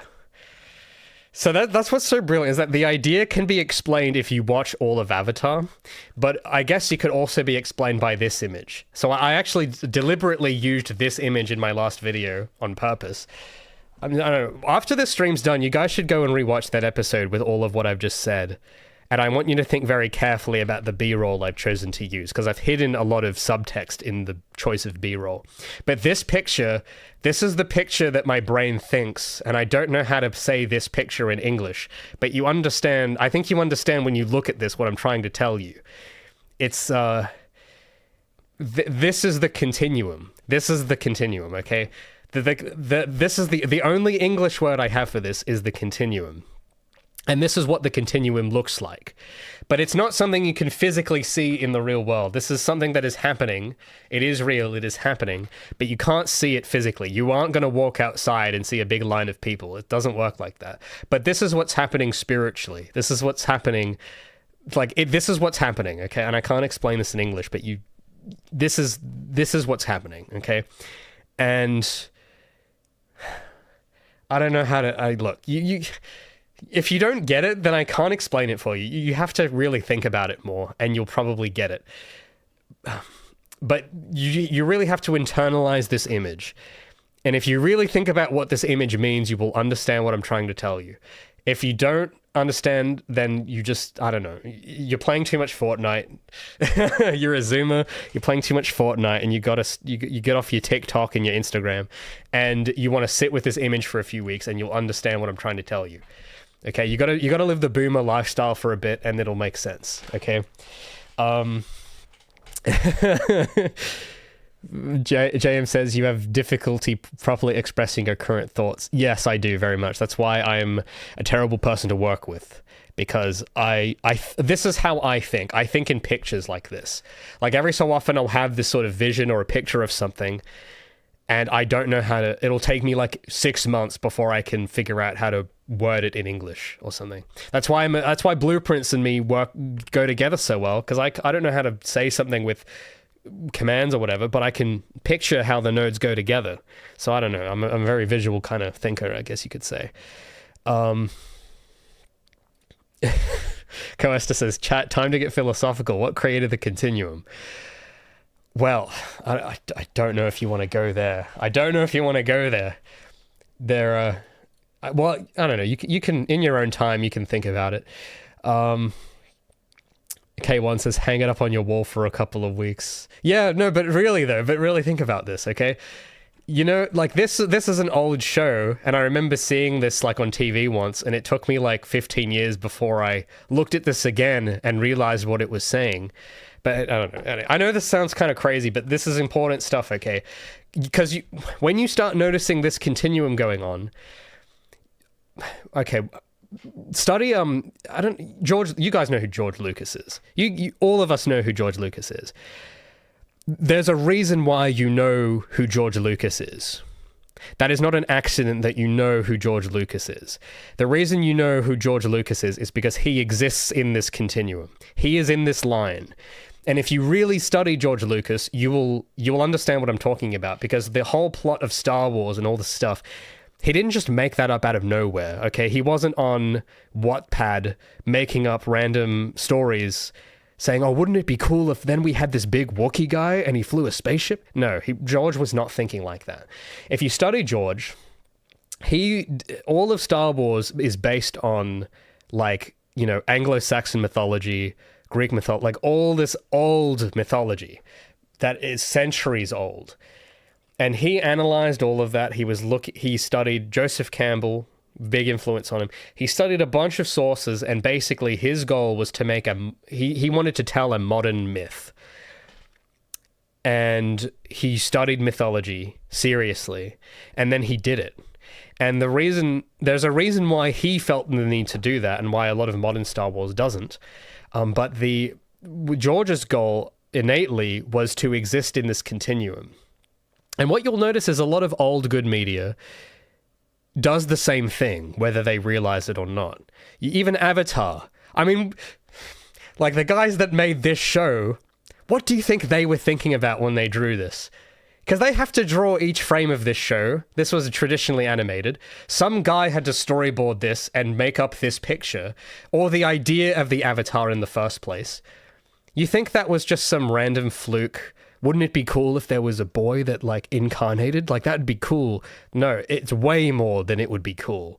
There's way more to it. That's because the idea is basic. I think the entire show of Avatar is about this idea. It's about a boy who is removed from the continuum finding his way back to it. That's what it's about, okay? And that's kind of well, there's a lot more to it than that, but I think we might leave it there for today, because I really need to think more about it before I try to explain it. But just start looking at, if you want some homework, okay, and this kind of goes into my last devlog for the guy that was wondering what questions do I ask myself. This is the sort of stuff you should try to look out and notice. You got to start trying to look out for the stuff and notice it. And because the minute you start noticing this somewhere, you start noticing it everywhere. You start noticing it, well, not everywhere. You start noticing it in the good stuff. You start noticing it in the stuff that endures. I guarantee you, who was it that said they watched Metropolis? I haven't even seen it, but I guarantee you that there's something about that movie and this concept, this mechanism that is happening. So I don't know who made Metropolis, but I just have a feeling, and you can try and prove me wrong, maybe I'm wrong about it, but I have a inkling of a feeling that if you tried to look at the guy that made Metropolis and read about what influenced him, it's gonna look, the process of him getting inspired to make the movie is gonna look something like this. Like the actual, you look beyond the filmmaking, this is what's going on, I guarantee it. If that wasn't going on, no one would still be watching Metropolis in the year 2025, I guarantee. So, I don't know, this is the best picture I have to explain, but this is, I don't know, it's just something I notice with everything that I find worthwhile watching. Anything that's good, anything that's like really high quality has this, it's in this fabric of, I guess it's the continuum of humanity, you could call it, or something like that. But I don't know, I need to find better words for it, I think, because I don't quite know. There's like one person I know how to explain it to, and he gets it, but I don't know how to explain it broadly. It's a bit tougher to recognize, but yeah. Randall says it's like a tradition. Yeah. You know, that actually might, yeah, it is a bit. Maybe it is tradition. I don't know. Strawberry says basically a method or a pattern you could recognize in good works. Well, yeah. Well, I think it's the very fact that it conforms to a pattern at all is kind of a sign, you know? I don't know, because I've noticed a lot of stuff that isn't great doesn't really conform to a pattern in some way. That's just something I've picked up on. But yeah.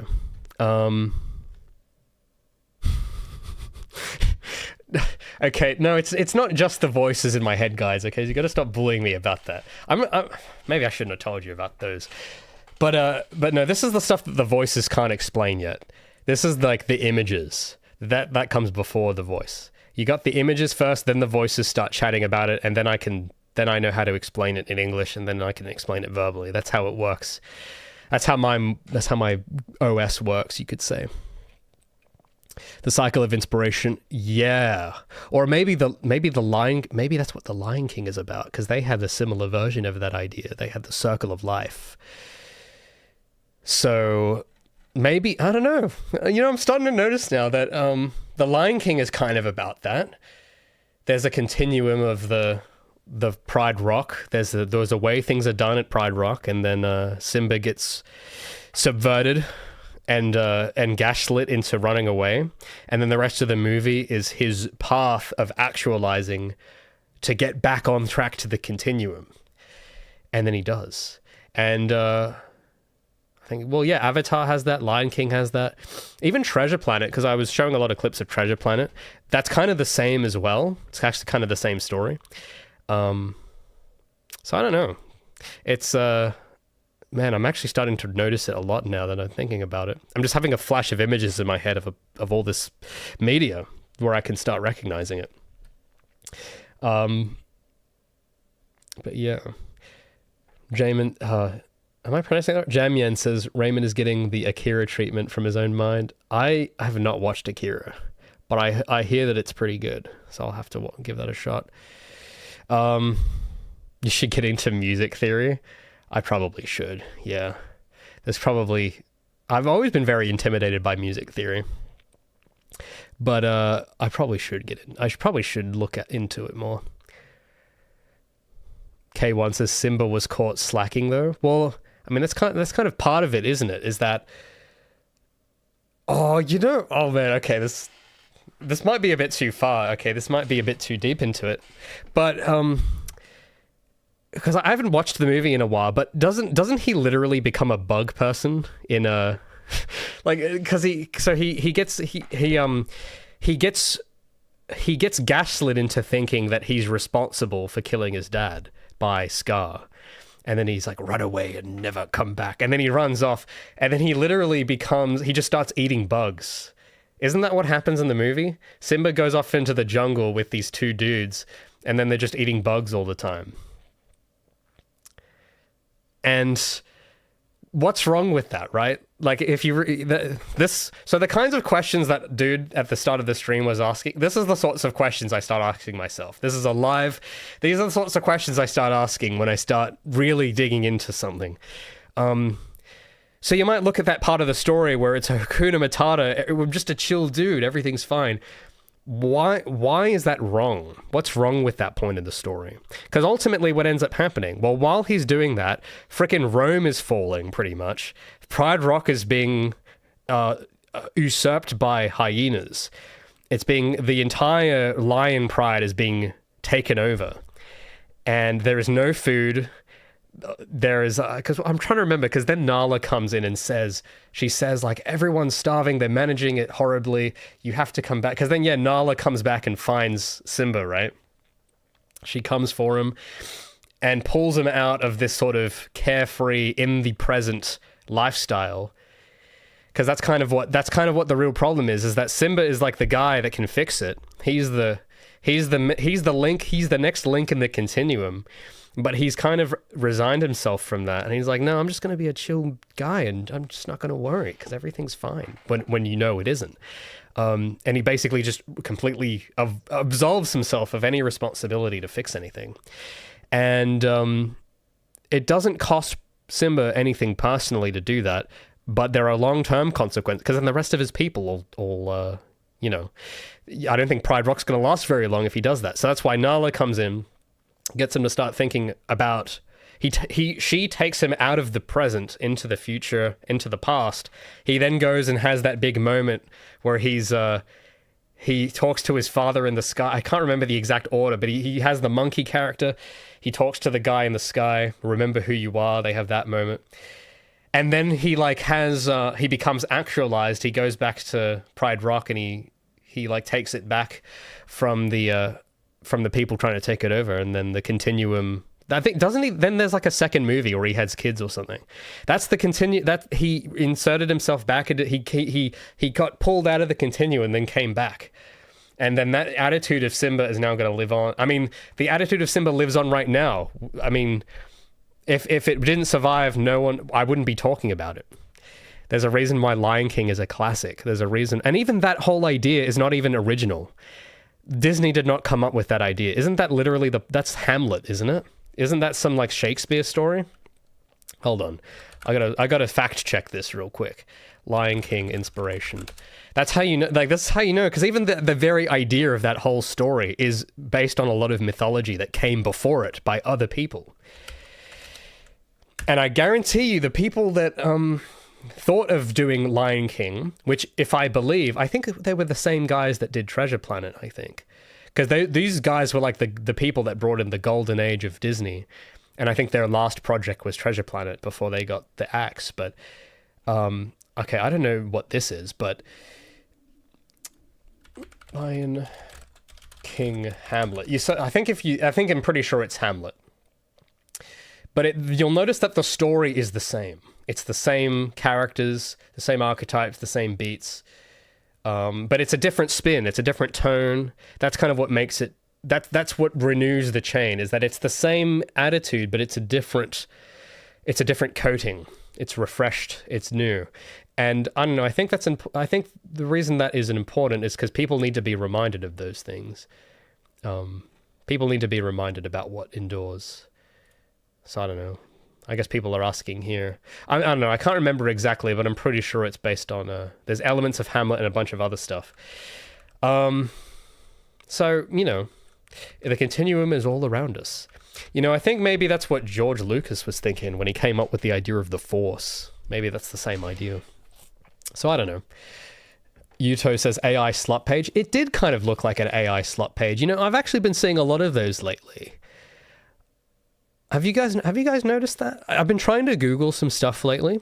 I was trying to look up something about Premiere even, and I've just I'm noticing too much maybe, but it's a lot of the articles I've been being given are like overly wordy, inconcise, and don't get to the point, and they do feel AI generated, and they're all they're no older than a year, I've noticed.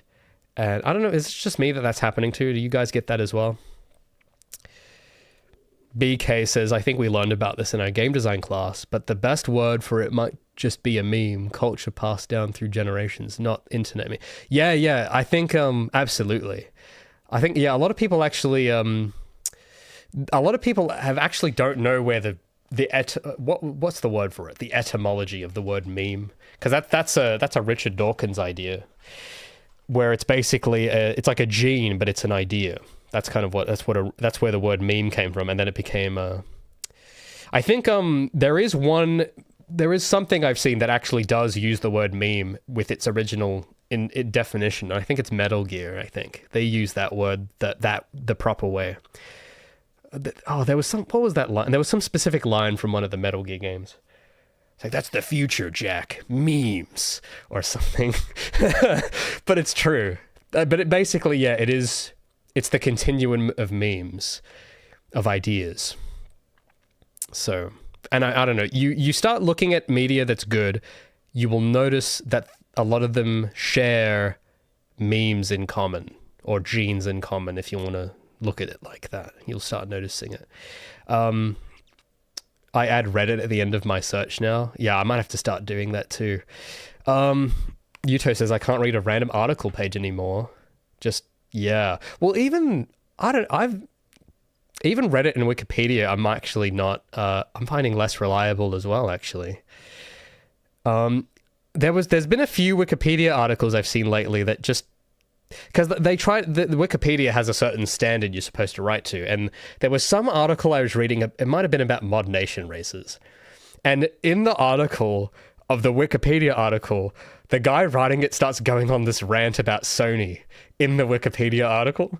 And I'm just thinking, okay, because I always just remember that humans wrote this, and it isn't just some, divine repository of knowledge. And it's just kind of funny. Like, it was something where it's like, they could have made a sequel, but Sony does as they always do, and they left money on the table. And this was like in the Wikipedia article, and I'm just like, oh my god. Like, I get it, but like, you're okay? Are you all right, buddy? That's sort of what I was thinking. Metal Gear Revenge. Yeah. Meme Vengeance. That's right, Mongo. I do need to play that game, though. I haven't. I've seen, I had a friend that was obsessed with it and would show me the cutscenes from it. And I do need to play it. Yeah, that was the line. Coesta. Memes, Jack. The DNA of the soul. Oh, that is actually so true. That is so true. They are the DNA of the soul. That's why people are going to remember Metal Gear. Man, now I really need to study Metal Gear. That's probably going to have heaps of gems in there. Speaking of websites, though, I'll leave you guys with one last little bit before I head off. Speaking of website bloat, of it just being AI articles, I am doing my part, okay, to fix that, okay? I'm doing my part. I've been doing a bit more work on my little website project to, it's just to make development a bit easier to follow. This is how it's coming along. I've done a bit of redesign to the layout, and this isn't Photoshop now. This is actually coded in the site itself. So it's still not visually final, but it does function the way I want in terms of its layout and so forth. So I don't know what I showed you guys of this last time, but yeah, basically I had this whole epiphany about the internet. For those that don't know about this little thing, I had this whole thing about the internet a while back where I realized that a lot of the good knowledge that exists in this continuum usually does not exist on YouTube, and it exists in old articles from 15 years ago. So I felt compelled to do my part, even though it's taking a bit of time off some other things at the moment, but I know that in the future this will pay off, and I feel a duty to at least try and do something, because like a lot of the old blogs, like all the knowledge I've been reading about making Gabby's model like this, making environments, did not come from watching YouTube. It came from reading, like stuff from 2008. So part of my motivation with this is that I want to preserve some of my devlog in written form like this, so that someone 20 years in the future might find it, and they won't, because YouTube does not YouTube does not want that happening. YouTube has different incentives. Stuff that's old never gets shown on YouTube, even if it's really good, which is unfortunate. So what I'm hoping is, while this might not look impressive now, in 20 years' time, it's like, oh man, wow, this guy's just like me. So that's what I'm hoping will happen, because that's the experience I've had with all the blogs I've been reading. So I got to pass. I got to be in the continuum. Okay, I got to keep it going. I got to keep the ritual going. So it's a bit it's deviated a bit from the initial concept. I don't know if I can find the Photoshop file, because my initial concept was more retro looking. But there were some flaws with it, and I'll walk you through some of those. But yeah, this is something I've been excited to finish for a while. I think it just needs a bit more, the visuals are just not right yet, but I got to make some better graphics, and I think it's ready to publish. Because I have a lot of written stuff I've got over the years that I haven't shared. And the thing as well is, when you write stuff, you don't have to be constantly stressing about the algorithm, which affects the outcome a lot. Which part of the reason why my devlogs take so long is that I have to optimize them for engagement, which I don't always like doing, but if I don't do it, I get punished, so I have to do it. But with a site like this, there's a different game going on that I want to have in addition. I want to be doing both of these. But I'll show you the initial mock-up. I don't know if I've got it in my file browser here. One second, I'll just open it. Citizen says this guy was... Oh, dude, I'm always cooking. All the time. I never stop cooking. Coesta says, all I remember is eye momentum. Well, good. That's a good concept to keep in mind. So I think this was this was like the initial concept, and it was meant to be kind of a... It was inspired by 90s, 2000s websites. I didn't want just a big landing page, like, you know, I mean, you guys know you guys know. Even my current website has this a bit. Because the other part of the continuum is, I've noticed that games that were even marketed 20 years ago, and games that were even marketed that long ago, were marketed very differently than now. Like my website currently, this is the current published one. It's kind of not. It's like, oh, cool, it's cool graphics, but there's not really much to do. It's just, oh, click on other links to go everywhere else. There is no reason to stay on this site. The site has no value, really. It's just a landing page and with some graphics.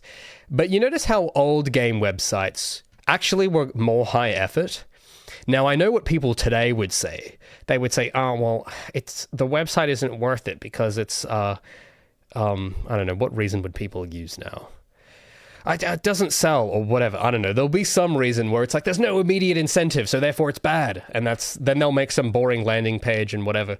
And they will have other means of which to make up for it. You know, like they'll have to, you know, there's the whole other strategy people do now where they don't need any of this, but they will go on and just email influencers, and that's how their game gets noticed and what have you.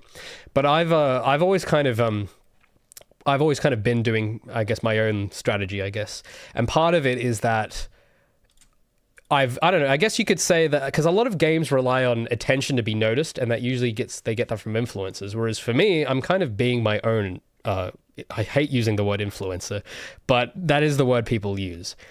And I think it's special when you have someone that can just draw attention to their own thing, which it's a skill to do. It's something a lot of games struggle with.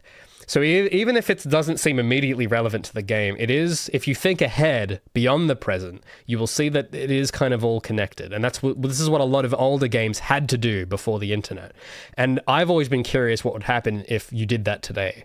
Because I think there is a value in this kind of bond you build by not just relying on like secondhand, like surrogate attention, you could say.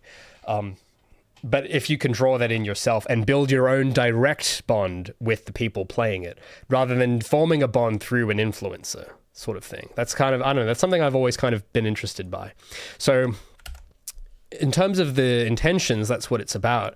But yeah, the original design was a bit more retro, and that was like kind of cool. This was fun to just play around with and experiment with colors and stuff. I didn't want to do just a boring landing page. I wanted to make something that was like a home where there is stuff on the page to actually look at. There's actually content on the page, and there's like stuff that makes the game more interesting, which you can't get by relying on you don't really get that by relying on influences, because it only exists in the present, right?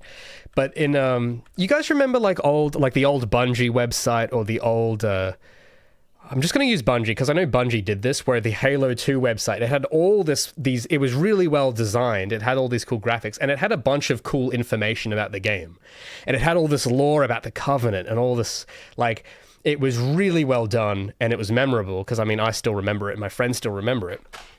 But it was like, oh, you could tell that, man, Bungie really cares about Halo 2, and it makes you care about it, right? And you feel as if almost like you know Bungie in a way. You might not know them personally, but you feel like you belong playing Bungie games.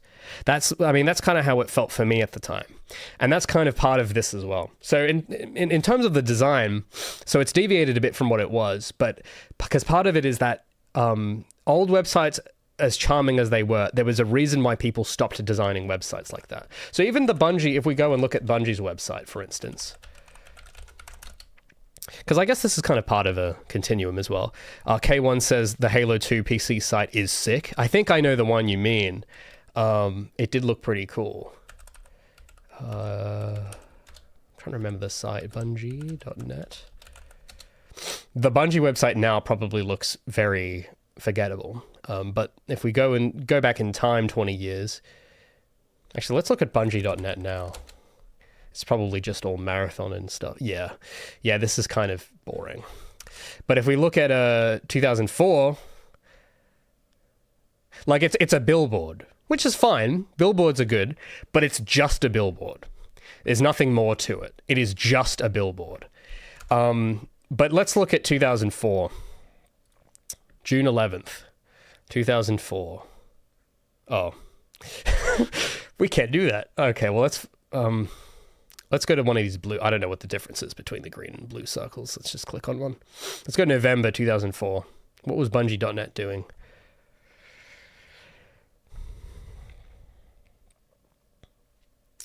Whoa. Okay. I haven't gone back this far back. I think maybe I was thinking of Halo 3. But let's investigate. I mean, look at this. There's a forum on it. There's myth. Even just the wording.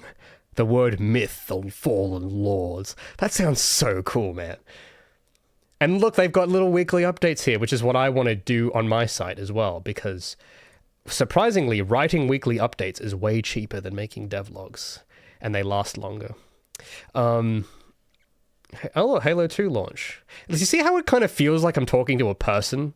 You see how I'm on this website? It feels like I'm actually... Like, I feel like this site is run by humans. Like, then you look at this. This looks like it's run by Microsoft's PR team. And they, you feel nothing. I feel nothing looking at this. I feel absolutely nothing. And this, like, the styling is cool, but it's just styling. Like this, like, it's not that it's a bad site. It's that the styling is good, but I feel nothing. And it's because you need more than styling. There's more to it. And I think, let's look at, what was this? This is 2007. Even just the back, it hasn't loaded the site properly, but even the background looks freaking sick. This is not loading. I guess that's the thing about old sites, is that they don't load as... I'm going to try 2009 instead. But, yeah, it feels more personal, K1, yeah. Or like, yeah, this is the version I was thinking. So firstly, the theming of the site is... The theming itself has the attitude of the studio. They've got the bezeled corners, the outlines. It's in the theme. The colors, the gray, the blue, the little grainy, the little shiny button. Like, this was made by a craftsperson, the same way the game was. And it feels like you belong. I don't know if that makes sense, but I feel like I am welcome here and I belong browsing this page. Whereas the other one, the site feels like it is telling me to get off here and go on Steam and go and buy products. That's the vibe I get from this, which ultimately, you know, this is a commercial site as well. There's a motivation for you to buy stuff, but that's fine. But it's paired with a human element as well, which is, I think, the better balance, where this, I don't feel a human touch at all. It feels overwhelmingly commercial. It's like the entire thing is overwhelming. Yeah. But you look at this, there's like, it felt like, I'm sure back then it felt more special, because we look at this in retrospect and we know that this is not happening now. But imagine if this is today, it would feel, imagine if right now we were living in the 9th of January 2009. It would, like, even then but even though it isn't current, after this novelty is gone, you can still see a spirit here that connects with you. And like, I feel nostalgic for the site, and I wasn't really even on it that much. I wasn't playing Halo till a few years later, and even I feel nostalgic for this, like we were talking about earlier, right? Now, my site, I know, does not give you that. And I guess what I'm doing is, like, my vibe is not Bungie, of course, because I am not Bungie. Bungie means something, and I'm not Bungie, but I'm me. So I've got my little flavor of what I'm doing. I'd say my style is a bit more introverted and personal compared to Bungie. I think Bungie very, very much felt like the nerds table at the school cafeteria, which is the place to be. Because, you know, these were a group of dudes. They were the Rooster Teeth type people. You know what I mean? Those sorts of people, the millennial gamers type people. This is where they belonged, and you could tell. So, you know, my vibe is not quite that. I'm not necessarily that demographic, but I have my little vibe here. Now, the thing is with these older sites, though, is that this is actually a good one. But with a lot of older ones, there is a reason why they didn't. Sites like this aren't designed like this now, and that's because, you know, standard screen sizes have changed. There's mobile now. You can't really make this site responsive on mobile devices, so there's that. And there's also the fact that because screen DPI on average is relatively smaller, in the sense that back when this was designed, the world standard resolution was 768p, and now it's 1080p. So because of that, because all of this was designed to look good zoomed in like this, but that by default it's very small. So there's been a lot of changes to the way websites are designed. And the thing is that it's become a little over standardized. And this is a good example stylingly wise, but you know those sites where you know it's made in Squarespace?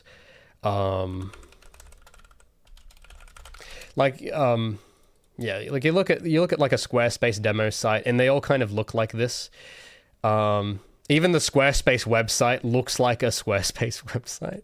But yeah, like stuff like this, like everything kind of looks like it, where it's like a big billboard. It isn't a place, it isn't a home, it's just a big billboard that I don't know how to describe it beyond that. So part of what I've tried to do with this little mock-up is not make it a big billboard, but not have the weaknesses of older web design either. Because, you know, old sites, they do have their issues, which is why they got phased out and why a lot of people don't visit them now. Usually the fonts are too small, or they aren't responsive enough, or what have you. So I've tried to solve some of those problems and come up with a responsive, deliberate design of some kind, but also giving it the personality of old sites. So taking from the old, making it new, is sort of what I've been trying to do. So here's how it's looking, and it is responsive.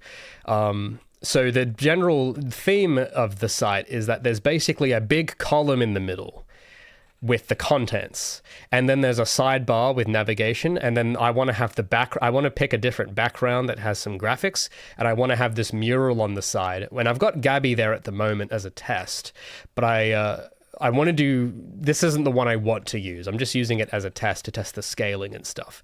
But the idea is that this graphic on the side, what I want it to be like Gabby standing like next to this column. So that you have this big column and Gabby is sort of standing and then like looking behind her like that at you while you're reading it or something. But I've just got this temporary one for the moment. And the idea is that no matter how zoomed in you are or how much your browser window is that mural on the side is always going to be the same width on the screen. And that took a bit of figuring out, but I got it to work. So you notice when I zoom in, Gabby doesn't zoom in and out. She stays sort of on the same spot. So that even if you're looking at it like this, it still has this nice graphic on the side. And even if you're really zoomed out, it still has that as well. The idea is that I want that side graphic to not be in full color. I want it to be like a different pose that takes up less vertical space, that is more monochromatic so that it draws less attention, but it still kind of adds flavor. And then I want it to kind of blend into the background behind it. And I want to have some kind of background pattern instead of just this color. And so it's going to have a background pattern, something that blends on this side into this little graphic of Gabby that will be there. And that's kind of what I want. And then the challenge then will just be filling it with more content and stuff. So I don't know. I don't know. You guys tell me what you reckon. Looks like a Steam profile page. That's kind of cool. Steam profile pages do look pretty cool. I'm not entirely sure if it's meant as a compliment or not, but I'll take it as a compliment. Randall says, Bungie's site was basically a blog. I suppose so when I look at it. Actually, yeah, you were totally right. And it had an RSS feed as well. See, this is what I want to do, right? This is what I want to do. And it might you might look at that and go, oh, well, nobody reads blogs anymore. This is just boomer stuff. This is stupid. But I don't know. As I've aged, I've come to find that blogs are actually so valuable. Not all of them. There are a lot of bad ones, but blogs, the best blogs, they endure in a way that they don't on social media, if that makes sense. So that's part of something I'm thinking about. And it might seem, I know that people now don't care about blogs as much as they used to, but I kind of want to do my bit to help change that a bit, because I personally think, because this is how I want to follow games. When I think of myself as the consumer, what journey do I want to be on? Because there's more to the adventure than just buying the product. Okay, that's the way I like to live anyway. As a consumer, the way I like to do it, I see them as the artifacts of attitude, like I say. And what would have been nice, and I missed out on this, but what would have been nice to have with the artifacts I collected was to be also part of this. And I wasn't really using the internet at the time, so I didn't get to experience it. But what I would be on the lookout for now, what I'm on the lookout for personally as a consumer, is, people that are doing stuff like this today, right? Where it's like they have the game they're developing, they're doing it with a certain attitude, and the attitude comes forward in the means of communicating with you, which on a YouTube video is not as easy to do, because you don't control much of I can't control the layout, the colors, or anything. And there's something about those that does tell you something about the attitude of the author. So like the Bungie's color choice, there's a lot of it that says stuff about them here. And then the contents themselves. And the other thing as well is that because the attitude of old Bungie was an attitude of endurance, that's why this site archive still exists. And it's still, people that didn't even read it at the time, like me, still look at this and are impressed by it, even though it's old. Which you don't get with a lot of YouTube videos. It's very rare you find a YouTube video that's more than 6 months old in general. It's even rarer if you enjoy it after that long, I've noticed. And I think it's just because of the funding model, how it's all done. But anyway, so that's kind of part of what I want to have. I think I've said this on one of my other streams, is alongside my videos, because those are hard. Those take time, and it's hard to keep people up to date when you have to make a video that gets seen by 100,000 people. It's a lot of work. But with this sort of stuff, this is sort of more of a thing that is probably going to cost me a bit, but it's a less expensive in terms of effort. It's something I can use to communicate with people without having to script out a whole thing and record and all this whatever. Like I can just write up something. You'll notice that this post I've got here is actually just the video I did, but I wrote it all out first. And this could have been done, this is done quicker than the part where you make the video.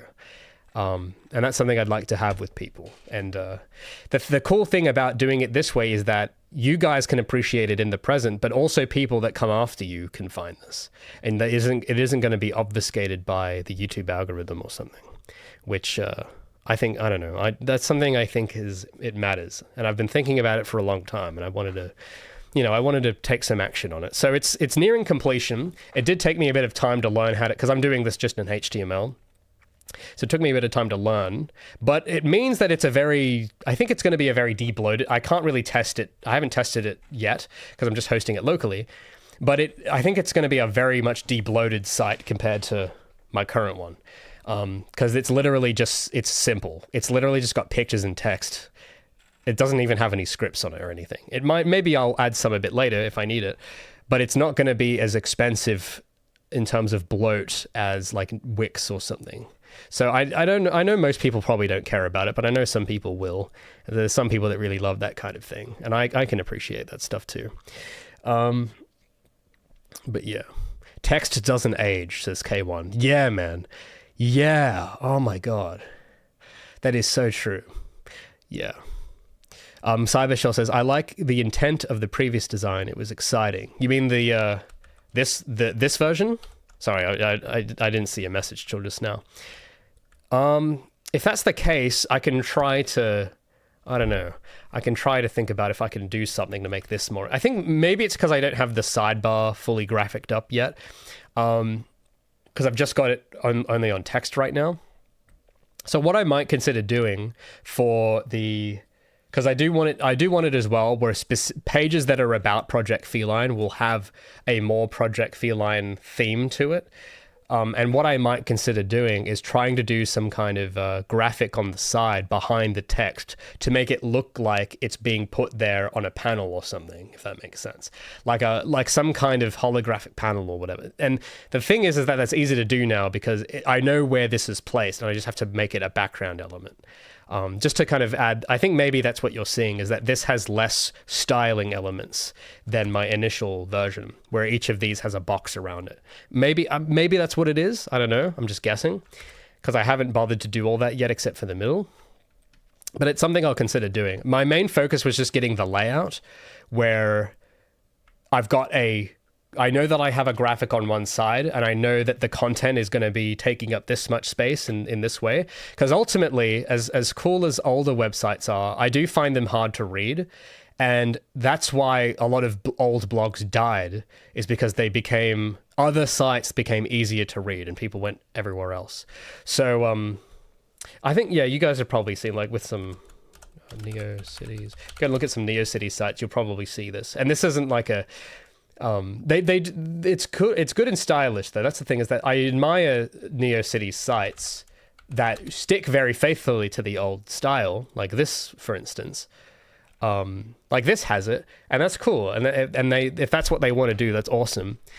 But my suspicion is that this is there's a nostalgia cycle.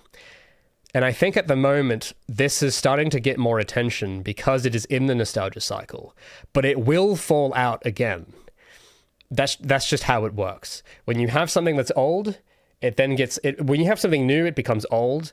And then after 20 years, it becomes novel again because people are nostalgic for it. And then after like 5 years, it becomes... the novelty wears off again, and then it goes back into obscurity, and then it just kind of keeps going in 20-year cycles. That's sort of how these things tend to go. And what I think is that at the moment, this will work because it is in the nostalgia cycle. It's sort of peaking. But in 5 years, I don't think that will last if everything is only on the appeal of retro. If that is all it is, which is, there's something to that. But if that's all it's doing, I don't think it's going to last very long. Now, this is kind of nice. This is a bit easier on the eyes, easier to read. This is actually, I'll have to keep a bookmark on this because this is actually quite pleasant on the eyes. But something like this is charming, but it is only charming. And and it's not a knocking of this. Like, I know that this is probably what this person wants, and that's good. They've accomplished the goal they wanted. But for my purposes, I don't want it to just be a thing that, we're bringing the 2000s back, because people are going to stop caring about that after a while, just as they did when the 2000s had happened the first time around. The trick is, how do you make it appeal to that, but also so that after that golden little era is gone, that there is still value, something is still valuable about it. It's still, it doesn't age, you know? And that's why I think books as a format are so brilliant, because they haven't really changed. You go read a book from 50 years ago, you read a book today, it's the same. It's the same fonts, the same page color. They haven't really changed it up too much. The same typesetting, the same kerning. And it is a bit homogenized. So that's kind of the thing, is how do you reach that balance where it's like easy on the eyes, but it isn't all just the same, like everything looking like this type stuff. So that's what I'm trying to do anyway. But yeah, Cybershell says, yeah, that one. Yeah. So what I will try doing, I think my next little bit, now that I have the layout responsiveness working and all, I might try and style this up a bit more so that it's less obvious that it's done with just flex boxes.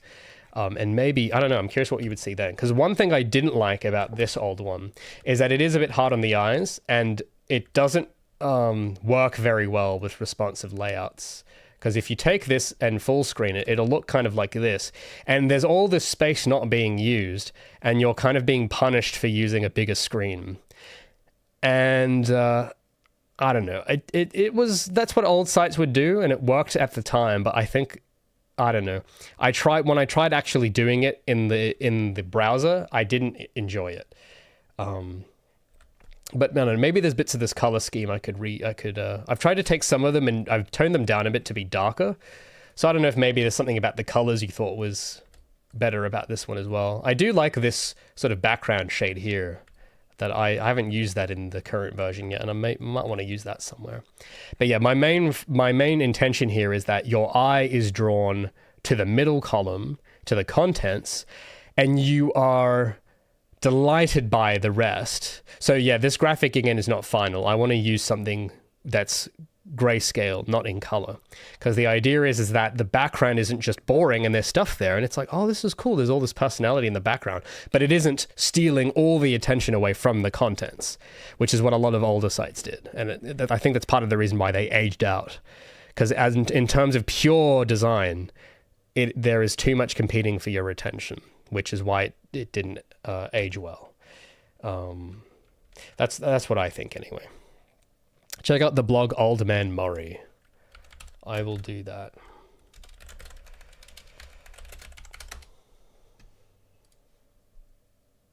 Ooh, this is nice. Let's have a look. I don't even know what this is about, but the layout is, it's kind of what I'm doing similar layout actually. But I can tell this is a bit older. And I can tell because of the typesetting. Because old websites always used Tahoma size 12, because I think that was just the default. And it's harder to, you'll notice how on my screen it's quite small. But it's meant, I don't know when this was, 1997. Okay, that's how you know. So, because in 2003, 1997, your screen would be this big, and you would browse it like this. Now, I don't know what this is about. This looks like a lot of history stuff. But just on terms of design, I'm not really looking at the contents, but just in the design, you know that this is old because it is, you have to zoom in to really be comfortable on the eyes, and that's not what I want to do. And also the sidebar, you have to scroll all the way up here to do that, which is not what I want. So you notice how with mine, it's actually the same layout, but it's a bit more modernized where the choice of color is a little different, but also the type is different. Where I've used a different font, I've made the paragraph widths a bit more condensed and the font bigger and the line spacing a bit differently. And then the sidebar actually follows you on the page, like this whole sidebar, it actually follows you. Because one thing I always found annoying about these sites with the sidebars is that the sidebars, or even this what I had here, right? But even like this, where the way this was going to work is that the middle would have its own scroll bar and the left and right would have its own scroll bar. And that's kind of annoying, actually, I found, when you're actually in the browser. Because if I'm in this if my mouse is in the empty space and I start scrolling, nothing will happen. I have to go and hover my mouse over the body for the body to scroll. And I thought, that's kind of annoying. I don't like that. So I've deliberately made it on my one, kind of similar to this other one, so that when you don't have, like, the mouse, the actual page contents itself is what's scrolling, no matter where your mouse is. So you don't have to really think about it. But then also, if this gets too small, the sidebar can be scrolled. But it also follows you across the page so that you can kind of control it independently. And if you're all the way at the bottom and you want to go back home, you don't have to then scroll all the way up the page to click home. You can just scroll the sidebar only. And if you're browsing this normally, you won't have to scroll it. Like if your screen is big enough, you won't have to scroll on the sidebar anyway. So those are just some things I've thought about, because I knew I wanted something. I knew I wanted. I wanted to have like the sidebar that was always there, but not in the way, you know. So Leonardo says, got to know your project recently. Awesome, impressive. Congrats. Thank you so much. How do I pronounce that? Leandro. Thank you. That's really nice of you to say. The Ross Engine website has a similar middle. I'll look that up as well. No, this doesn't look like it. What is it called? The Rose Engine. I typed in Ross Engine. Website. Oh. Now, do you see what happened? Do you guys see what happened there? I'm gonna see if you guys can see what happened. Did you see what happened? Did you guys notice? I'm gonna see if you guys were paying attention. I'm gonna see if you guys were paying attention. You guys notice how it's not often you go. I mean, when was the last time you guys went on a website and you went, ooh, when you opened it? I can't think of many times. But just, oh man. Like this is designed very well. I don't know how to explain how, but it's a bit harsh on the eyes in terms of the white, but I know that that's on purpose. I know that they want that color scheme, and it works with the red very well. Oh, were these... Hold on, I've heard of this word before. Oh, I've seen this picture. I have no idea what this game is, but I've seen this thumbnail of the eye. I've seen it in a lot of places. But even this is meant to be a game's landing page, but even this looks kind of cool. But yeah, oh my goodness. It's very rare that a website makes you go, ooh, like that. And like Marathon did not, I don't think it doesn't make me go, ooh. But this kind of does, even though it's, you know, that's pretty neat. What joy. Something shiny, indeed.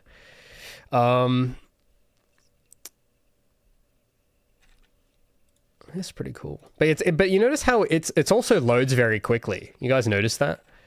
And this is also a good font. I've seen this font before. I don't know the name, but I have seen this font. I'm going to guess. No, I think I can guess the font. Let's see if I can guess it. This is either Mostarat or or Proxima Nova. It's one of those two, I think. This looks like either Mostarat or Proxima Nova. Good font choice, all the same. And you notice how, compared to that old, whatever this other site was, Old Man, you see how the typeset is just kind of easier. Like, it's easier to read the paragraphs. Like, you can read, and then you can go to the next line and the next line and the next line, and it doesn't get in your way. Whereas with this one, the paragraphs are wider. It's a bit harder to track where you are, and the lines are so close together, right? It's a bit harder to stay on track. But you see here, it's like double spaced, which is actually a little easier, especially with the background and color choice. It's a bit easier to read. So, and it's on theme, and it's all consistent, and it's just nice. So that's one thing. I don't know if I'll end up this is just Georgia I'm using right now, and I don't know if I'll end up using this on mine. But I have tried to make it so that the paragraph isn't too wide. Because there's a big mistake I've seen a lot of old sites make, is that they make the text too wide. And if you get rid of the... that's why sites have styling at all, because you get rid of this. How do I get rid of the header? If you get rid of the header, nobody wants to read something that's this wide. You notice how hard it is on the... Like, it's strenuous to move your eyes over that big a distance in the first place, for your eye to travel that far, and then to go from there all the way there. It's such a big distance. That's why you never see sites without styling. It's always like this, right? Because this is just easier to read. So, K1 says the main page look empty in a good way. Yeah, I thought so too. I thought so too. It does, because it just... it looks good. I don't know how to explain it, but it looks good. It's like, ooh. I think it's the icon, the iconography. You know what it is? I think it's because the color choice, the iconography, and the fonts, it's all telling you something. And because that is only what is on the page, it is only the impression, which is nice. Like, the site is so confident that it's like, hey, we are just going to have one whole page where there is no contents except our choices of styling. And that will tell you all you need to know.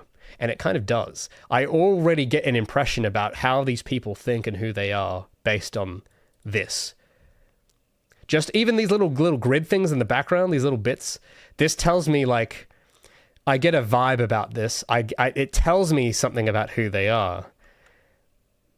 It tells me that these are, I don't know how to say it in English, but I just had and even like their game, I didn't know immediately that this was the game they did, but it has that kind of vibe to it of, I don't know, you guys can probably see it. I don't know how to explain it, but you know, it's got that kind of, I don't know how to say it in English. But it's you know, it's got an aura. That's what the kids would say. It's got an aura. Aura check, vibe check. It passes the vibe check. It passes the aura check.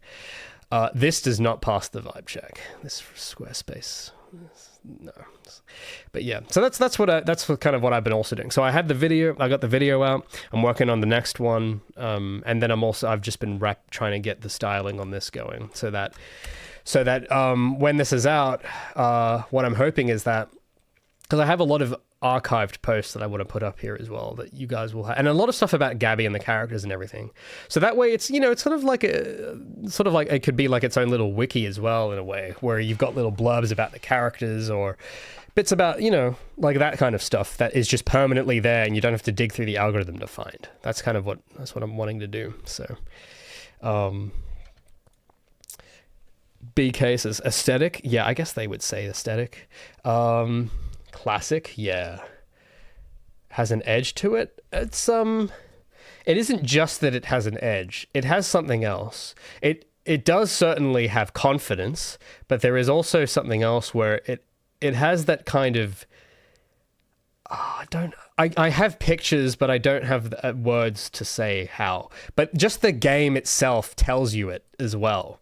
Like the picture I would use to describe it is just this, like the actual game footage probably. Like it has this kind of secret technology. They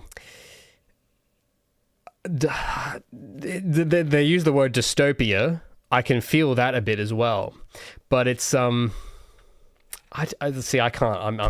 I'd have to look at this for a few hours for me to find the words for it. But it's but I like that it's mysterious.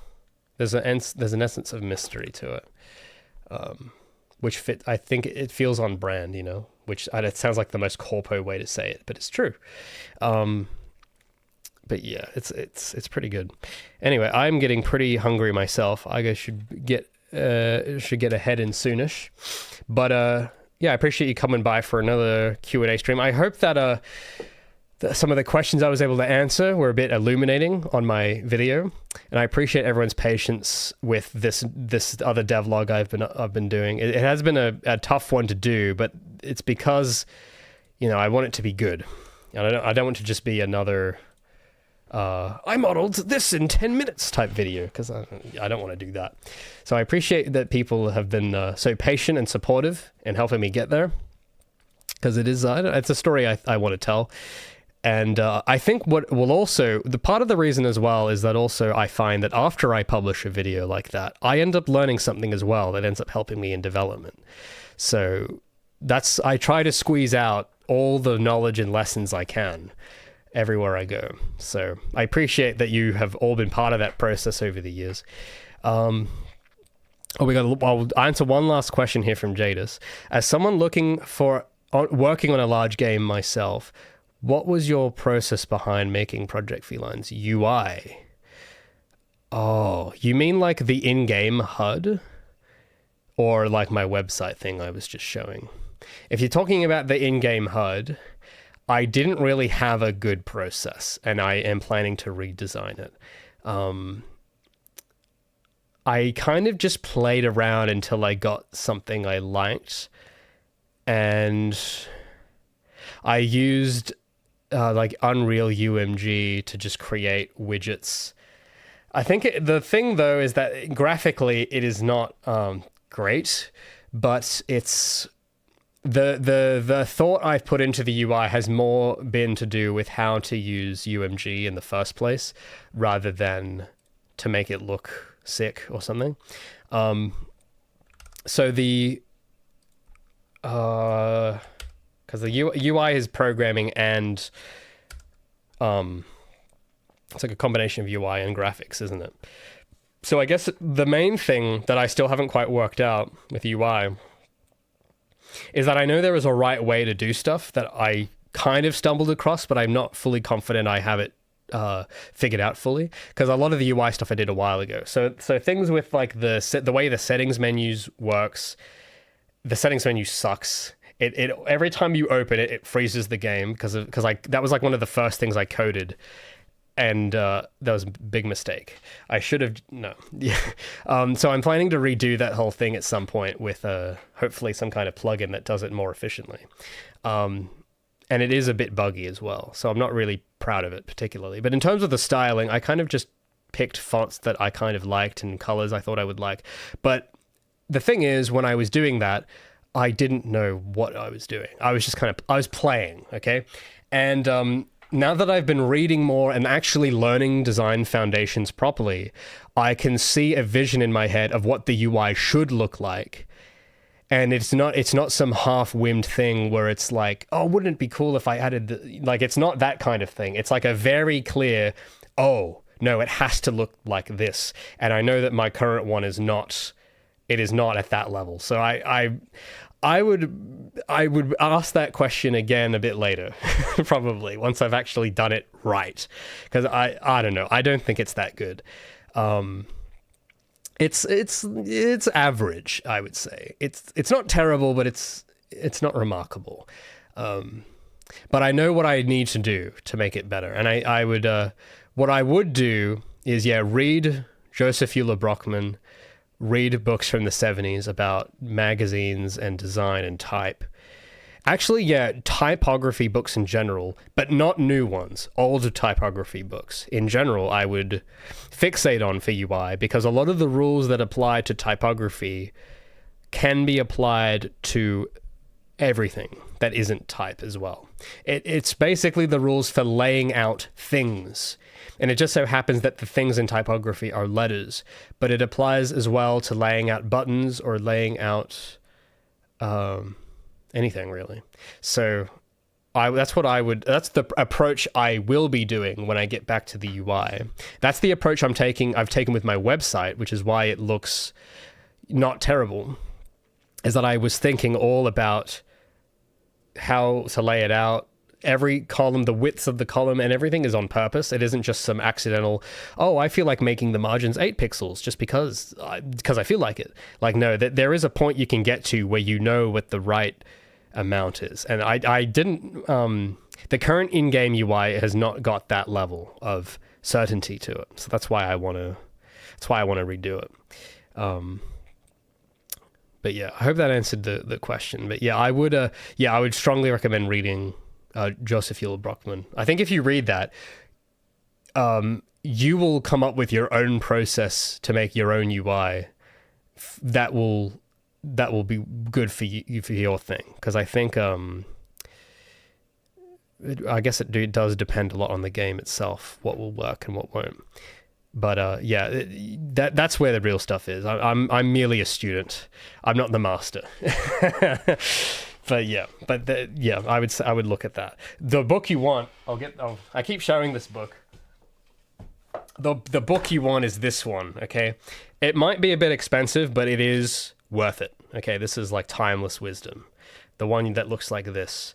If you read and internalize this, you will probably never need to ask anyone that question ever again, I'd imagine. So, yeah. So, like RM says, when you feel it, it just feels right. That's kind of it. And that's kind of what I was doing with the first iteration. But the level you want to get to is where you know why it feels right, which is kind of where this comes in. So this sort of stuff, this tells you what right is. And it's not like, oh, you have to pick this color and this font and use nothing else. It isn't like that. It's teaching you how to think so that the thoughts you have about the work will always lead you to the right thing. That's kind of how it is. And so they have a lot of examples in it. Even the cover itself, like the way it's all done, it's a system of thinking that makes choices easy. And when you know how to do it, sort of, even like the cover conforms to this rules. When you know how to lay something out like this and make it appealing on the eyes, it just helps you find the right choice faster. So yeah, that's what my process will be when I redo it. But yeah, you gotta read, you gotta get off, you gotta live the boomer lifestyle. Like I was saying, you basically you gotta live the boomer lifestyle. You gotta read books. You gotta get off top 10 graphic design tips blog. You gotta get off that stuff. You just gotta read books. You gotta have a flip phone, okay? You gotta be a boomer, okay? That's my process. To answer my process on everything, you just gotta be a boomer, pretty much. But yeah, I mean, that's what I'm gonna try, and I think it might work. So let me know if you try going full boomer yourself, and let me know how it goes, and you might be surprised by the results. Well, and one more question. Will my game be on console? I don't know. I would like it. It would be cool, but it isn't up to me entirely. It is a procedure. If at the moment I want to just focus on PC and just do that without screwing it up, that's because, I mean, if I can't even do that, I don't see a point in doing console. But if that ends up working really well, and if that goes great, then I would consider it after that point. So that's my short answer. If you really want to know the deep dive on that, I won't have time now to get into it, but console releases, there is a bit of a procedure to it. It's a bit of a process, and I don't know how much there is online about it, but I do know that it's more complicated than just clicking export to PlayStation. There's a big procedure. So I am not confident I could do that now. But I want to just do one platform at a time type thing is sort of what I'm thinking. Because, yeah, what might happen, it might come out on PC and it might suck, right? It might do really badly, and it's like, oh, well, I'm glad I didn't spend all this extra time making 10 other versions that no one wants. So there's that outcome. But then the other outcome is if it does really well, it's like, oh, right, cool, it did really well. I'm going to launch the game again. And maybe now that I've got the experience of the first launch, I can make the second launch for consoles even better. So that's kind of what I'm thinking about. So I don't know if that's the correct way, but that's the way I am thinking. It feels like the smart way of doing it. So that's what I want to do. Please be on console. I'm anticipating it. Well, that will depend. I'm aspiring for it, but I will not promise it because we don't know what will happen. Or it all relies on it doing well in one place. If I can do it well on Steam, because I understand PC, I understand Steam. If I can do it well there, then we will be in a position to know. But, I'm not going to try and pretend like I can predict the future. So, But that's what motivates me to work so hard so that the PC launch is going to be so good that when it does, it might be a while, because I'm not going to sit here and say that it's done or anything. It's far from it. But when it is, I want to make it so good that people will want it on console and there is demand, and it would be actually viable to do it. And that's when it becomes the smart choice to do it. So you guys will have a part to play there too, I think, when that comes. When it's out in the open, depending on how you guys receive it, that'll kind of be what... it'll kind of be up to you to a degree, and it'll be up to the people that run the platforms, because you actually can't just... You can't just barge in and go, oh, Microsoft, put my game on Xbox. Like, no, they're not going to do that. You have to jump through some hoops. But the hoops become easier to jump through if you have people to speak for you. And if you have a bunch of happy customers on one platform already, I have a feeling that gives you an easier... It gets you past the gatekeepers easier, I think, is what happens. Whereas if it's just some random, it's like that's never made a game. It's like, why would we let you on our platform? That's kind of how it goes usually. So... yeah, so I will work as hard as I can to make that outcome happen, but I'm not going to say that... Well, I can't predict the future. But I do very much appreciate that people want it on console at all. It's a big honor, and that would be such a dream. But yeah, just be cautiously optimistic. I'm going to try, but it's not a promise. We don't know what will happen. It'll depend. But I will always be honest and communicative about sort of what I reckon the odds are of it. Anyway, I do need to get going. I got my Snickers subsidy I have to spend. Thanks, Snupbill, for that, by the way. And I will see you guys next week with some more progress. I'm going to be... Yeah, so the next little while, I'm going to just be trying to get this next devlog out, because it needs to get out there. I've been planning it for a while, and it has to get done. So I'm going to be focusing most of my attention on that, so that the website is up as well, and I can preserve devlogs there too. And then once that's all out of the way, there's going to be an episode that I will work on about all the level stuff. And I'm hoping by that point I can be actually starting to continue working the levels while I work on that video, because I want to bring everyone up to speed that hasn't been on the streams on what's been going on, and I think I'll learn a lot from reflecting on all of that progress too, and it'll help me know where to go. And then after that, then it'll be back to demo work once that's all out of the way. So I appreciate everyone's patience and sticking me through this through the more for like the more invisible work that goes into making a game. But I think it's just as important as the exciting stuff. So anyway, guys, I will see you then. I'll see you next time.